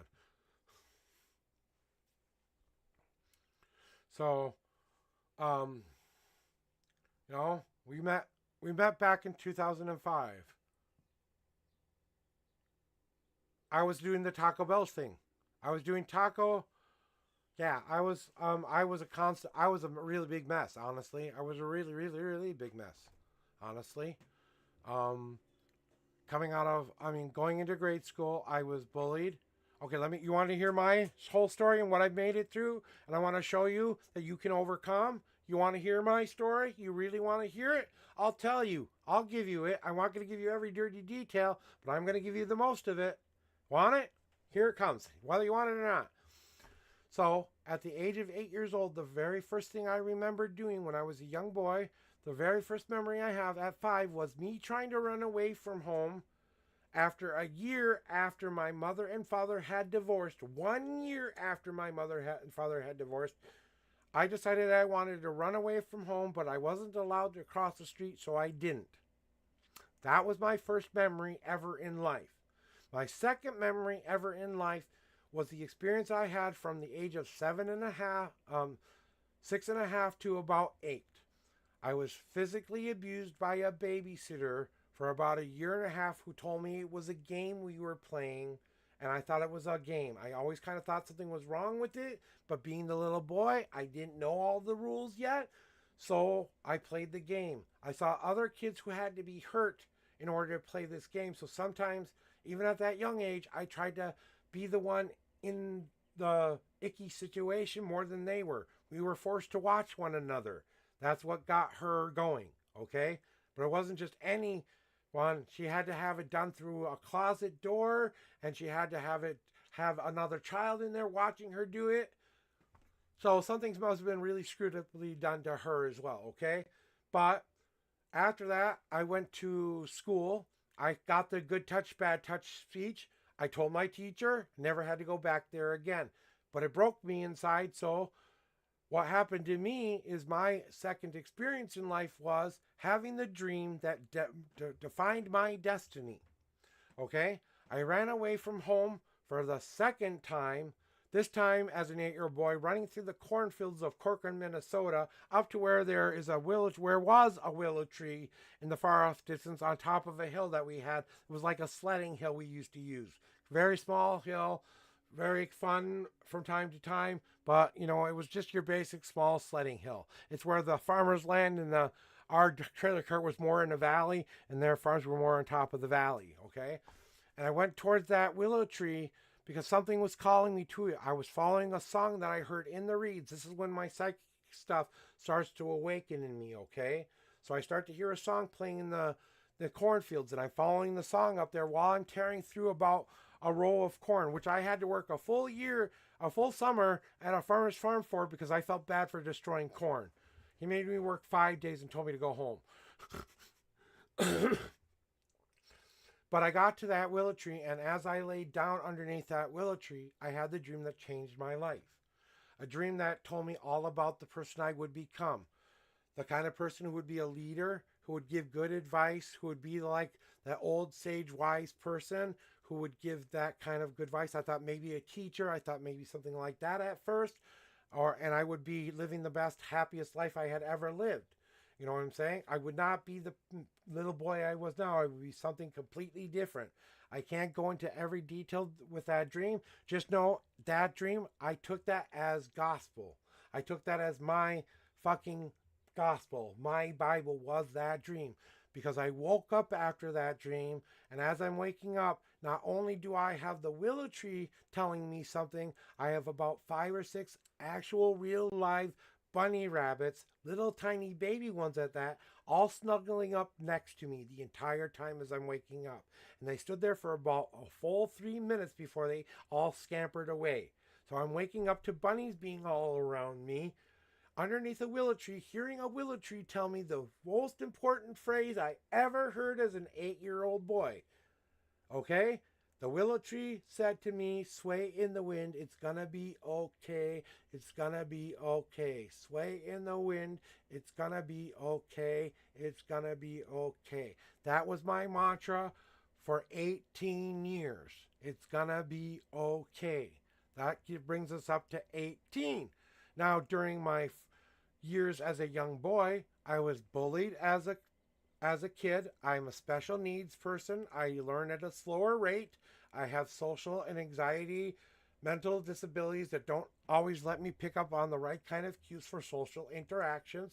I'm not scared to be in a crowd or anything like that, but the social cues and not how to react to those, not how to know when not to do some things. You know, I'm not very good at knowing how to do that kind of stuff. Born with a manic depressive disorder that was undiagnosed at the time, an anxiety that was undiagnosed at the time, with special learning abilities, being bullied as a kid because of all of that, and then being told by teachers, the ones that weren't special needs teachers, more of the real teachers, you know, not now special ed teachers and real teachers, you know what I'm saying? They're both teachers, but I'm saying the teachers that were more in the higher levels of normal high schoolers or people, those are the ones that kept telling me I'm never going to become anything. The special needs people were empowering me to become the person I was meant to be. So I got through that and learned how to overcome that. Then I went through a period of not loving myself and questioning who I was as a person, figuring out whether I was gay or straight or something different. So I went through my sexual revolution moment. I went and confronted that babysitter, told her to the fuck off, and then I walked out of her life and never thought about her again except to bring her up as an example of how I overcame even abuse. And then I even forgave her and walked away and walked my life happier. So I confronted my babysitter. I had a couple girlfriends, but because of my sexual experience as a child, I didn't know how to deal with those things in my life. So even though I had been abused, I was still healing from that abuse. So I went to therapy for a while to help me figure that out. At the age of 16, I had my very first official suicide attempt.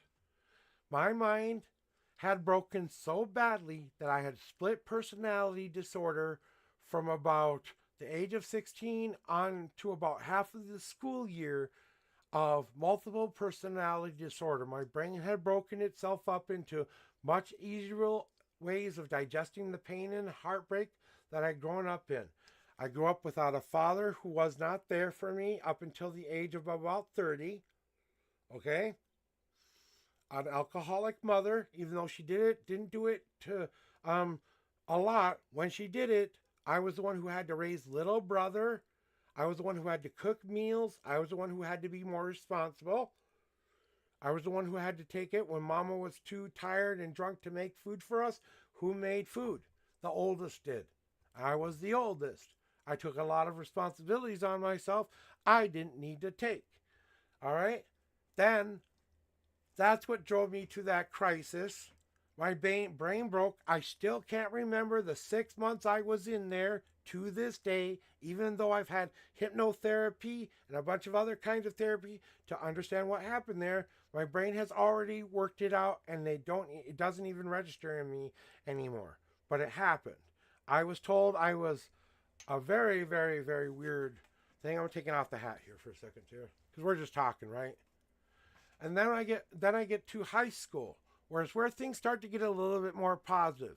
You know, as you're exiting junior high and you're going through all the social awkwardness of becoming an adult and stuff like that, and you're starting to think girls are cute and all of that stuff, the normal stuff pretty much happened up till about the point of, that. But my 16th year was probably my most empowering year ever. You know what I'm saying? As a kid, you know what I'm saying? Because that was the year I decided to take a stand and be someone new and different. I was done being bullied. I was done being the person who got picked on.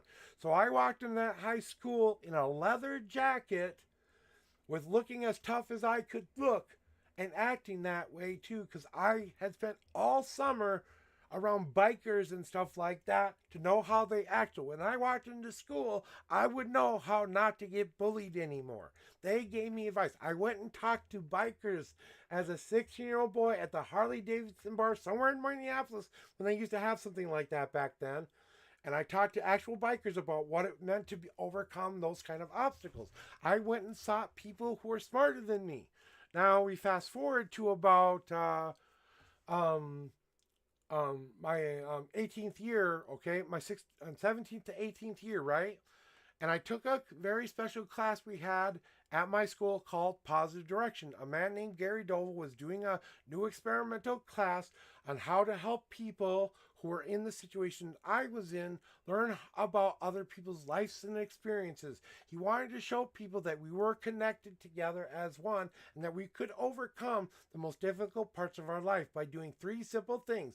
Admit there's a problem, forget there's a problem, and move on. That was his mantra. Admit it, forget it, move on. And this class taught me how to be a more positive person. Now, everything I just told you, I stood up in front of my class and had to tell my life story to everybody in class. We all had to do it. But we all spent time writing that down and really discovering it, rewriting it, and all of that stuff. Got up in front of class. I was the last one up because it just happened that way. It was just a free will paper draw, and I happened to be the last name out of the hat. I got up in front of that school. I told them more detail than I told you about my experience. And let's just say they were all crying by the end of that. They were all crying by the end of that. Every single person in that room was crying for me that day. And I felt, and they all came up and gave me a hug after that. Every last student did. Every last student. And you don't know how empowering that was to feel. And that's when I started my second mantra in life. I have the power. I got a tattoo because I wanted to be the hero of the journey of the story, not the villain. My superhero tattoo, my thunderbolt, my power. And that 18th year was me saying, fuck you to the world. I'm gonna be who I wanna be. Now, adulthood comes. And with adulthood comes the myriad of learning how to live on your own and all of that stuff. But now we start to awaken a little bit more sexually, okay? So here's why I go experimenting with different men and women, even paying for sex because I wasn't comfortable asking someone for that. So I've paid for sex about 4 different times because I was that unconfident about myself, okay? I didn't believe in that, but I did that because I wanted the experience of it, not because I felt icky. Because of the abuse that was done to me, I was trying to test the waters, basically, and see which one I liked better. You know what I'm saying? Then I dated a man for about a month. We tried, and it just didn't seem to be working for me. And I kind of figured out I was more of a straight-leaning bisexual at that point in my life. Never had to come out because my mom always loved and accepted me for who I was, when she was livid at least. And right around the age of 18 it was when she was starting to go into recovery, at least for a while. Okay, she went back, but that was in her, when I was an adult. She was an adult. She's an adult. She can do what she wants with her life. You know what I'm saying? But, still carrying a lot of those passed all of that past baggage along with me. Even though I'm feeling more empowered, I still dragged all of that baggage with me, didn't know how to let it go. And I had to work through those 18 to 25 years with me basically working through those issues. And then I fell in love with my best friend.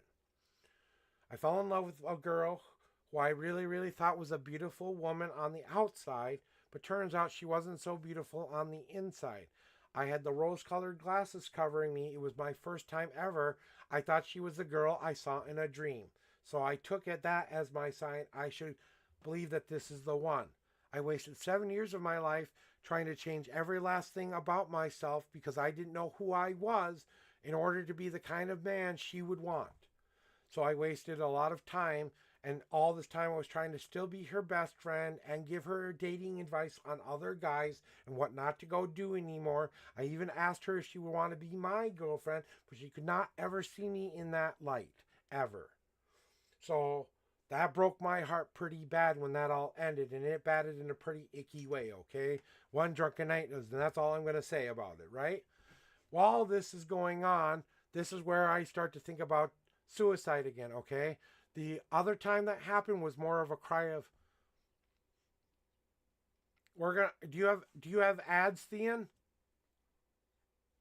We're just gonna take a smoke break. How about that?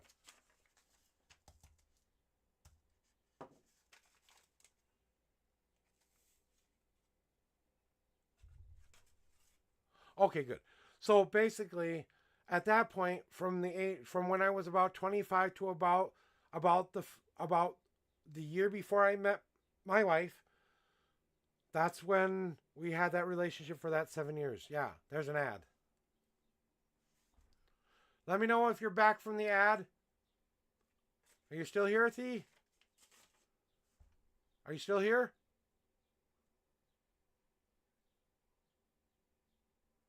Okay, good. So, not only am I dealing with that, as I am trying to find something to believe in, because at this point, I have no belief in God, okay? Absolutely none. Okay, I didn't believe in God. I didn't want God to be a part of my life. I thought God was an asshole and a dick, and I didn't need him in my life. Okay, I rejected Jesus in all the ways I could possibly reject him, except for the man himself, but I rejected the religion, not the man. How about that? Okay, I can say that much at least. I rejected the religion, but not the man. I honor Jesus, but he's not my deity, okay? Now he's not, He was never my deity. I always thought his lessons were important, but all that other stuff, I was like, hey, whatever. So I was trying to find myself in faith. I was trying to find myself in love, and I was trying to find myself in purpose, too. So that's when I started doing a lot of my writing and creating books and stuff like that.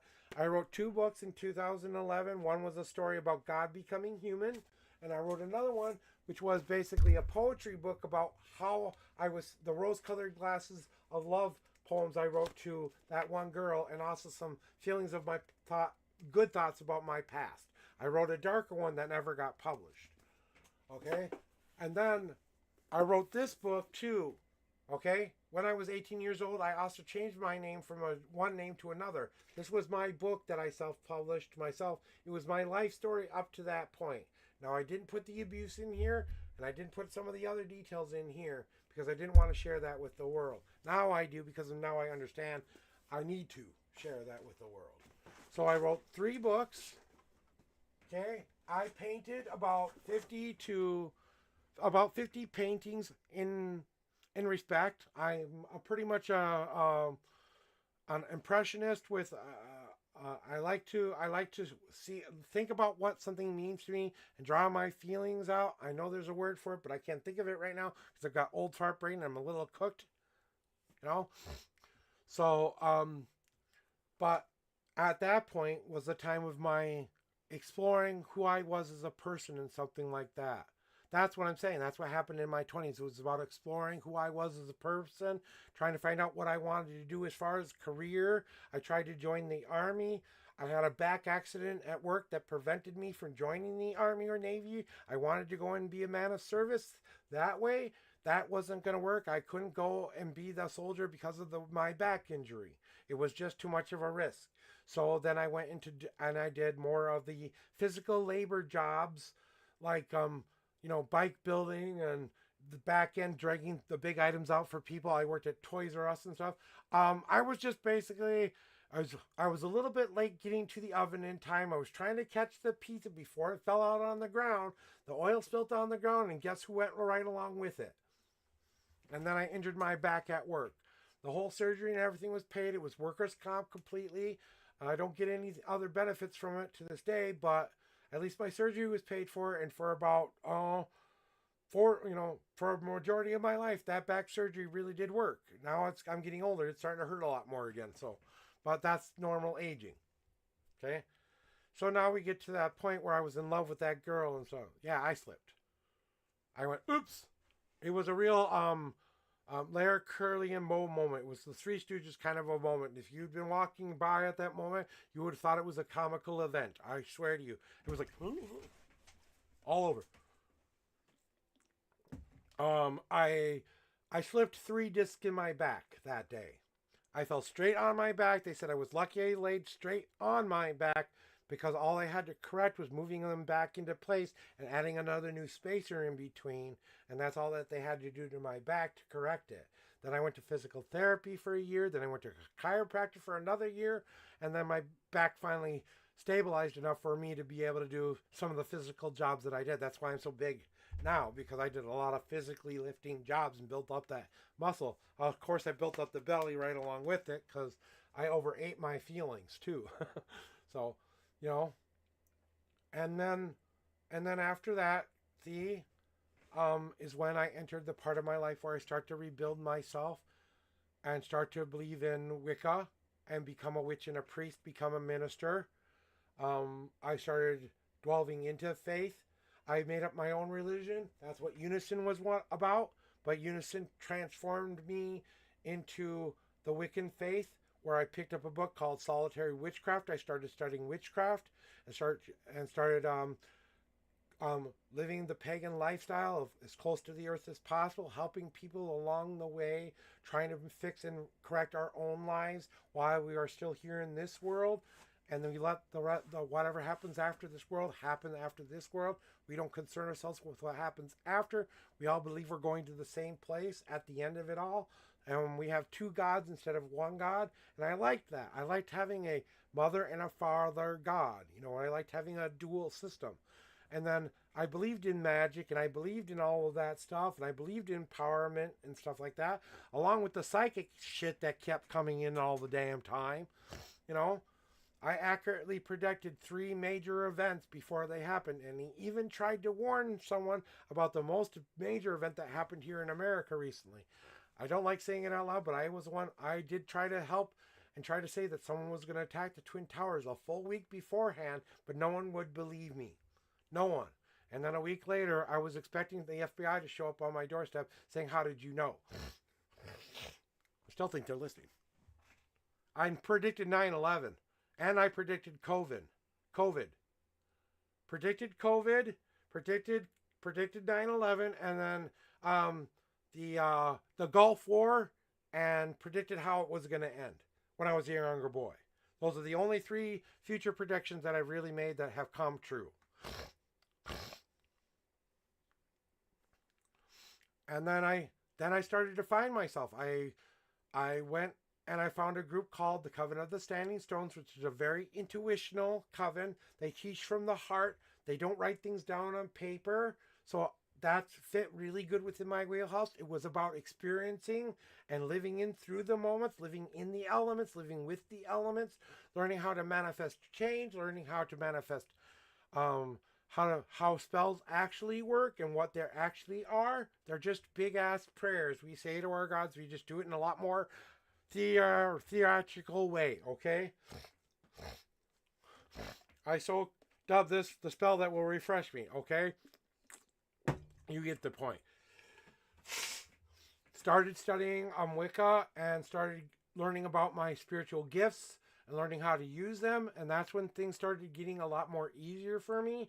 And as I developed my skill set and learned how to do more things intuitionally, this is where I gained my most confidence. Learn more about social cues because I'm around enough people to actually understand the social cues, who understand me. And for about 15 years, they filled my life up with as much love and trust as they could. I recently, about a year and a half ago, left that coven for my own personal reasons because I felt like I didn't belong there anymore. It was time to move on. All right. There were some other extenuating circumstances there, but I'm not going to get into them because I love my teachers still to this day. They taught me well. They gave me everything that I needed to be a good human being, and they did help me get to be the person I am today. I'm not mad at them at all.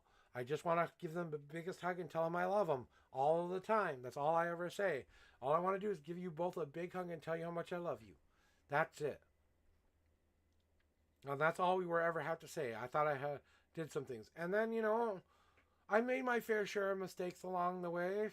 I've done some things I'm not proud of, but we all do those things. Nothing really too horrible. And here's the last thing I forgot to tell you, okay? And this is a good thing, actually. When I was 18 years old, the second I turned 18 and I finished school, my mom kicked me out of the house for 3 months, and she made me live on the streets for 3 months. So I know what it's like to be homeless, too. Because she wanted me to... Yeah, well, I got into talking to somebody, D. I'm sorry,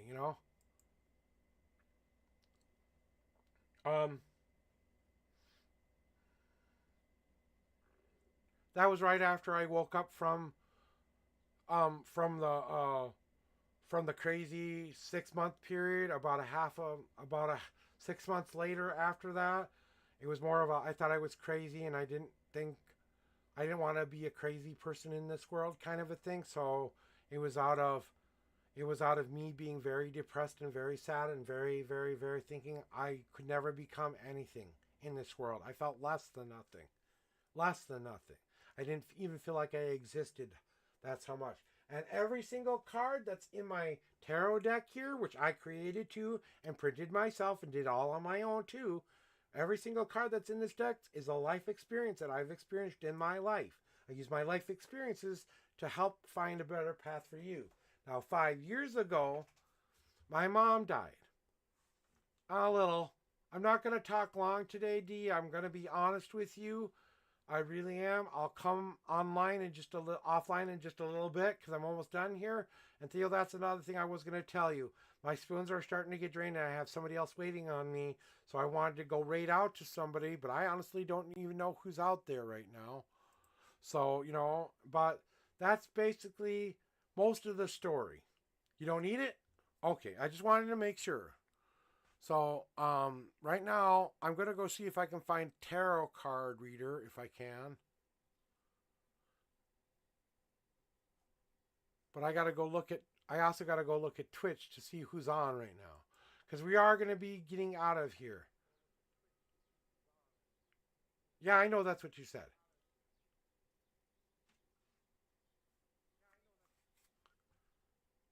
Well, I tried to explain that. That's when I was in love with that girl.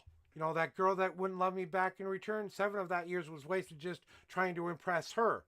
After that, guess what I felt about myself, okay? It was a rebuilding for a couple of years. I was rebuilding my self-esteem.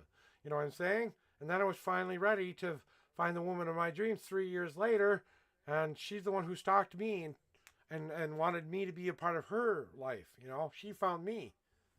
So as you can see, and you know what? I said that to myself too. I'm going to die before I turn 35. I didn't. Because I manifested my destiny into being. You know? So I manifested my very world into being. I took that dream I told you about and I started to apply it to my life. I followed the signs. I listened to the people who were talking to me in my head, telling me how to live a better life. I didn't always listen to everything, but it was it was just rebuilding. It was just me trying to find, it was a lot about rebuilding myself until I got married. That's what it was about, Yeah, so I manifested my own death, so I didn't worry all the time. I let my worry die that day. I let my anxiety die that day. I let my depression die that day. So that's basically what I did, And I was proud of myself for when I finally did it, but I wish my mom could have lived long enough to see the man I am now. I really do. But I know she's watching me and she's very proud of me. So You know what? I'm going to save more questions for another day, Thean.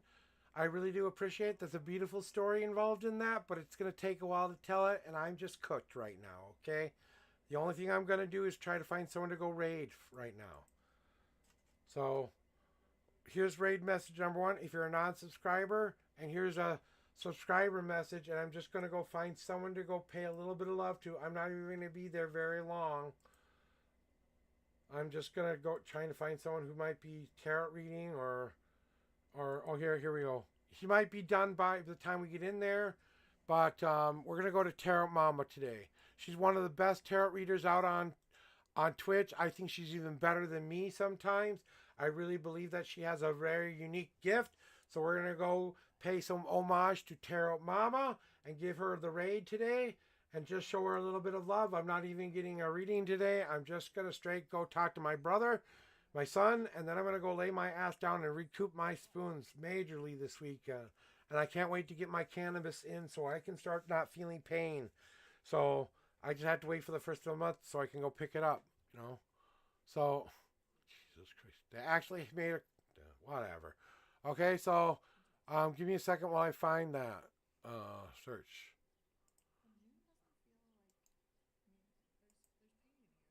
Okay, so we're going to go to Tarot Mama, guys. I love you. We're going to do a quiet outro, so we'll see you later. Love you. Bye. No, I don't have any kids.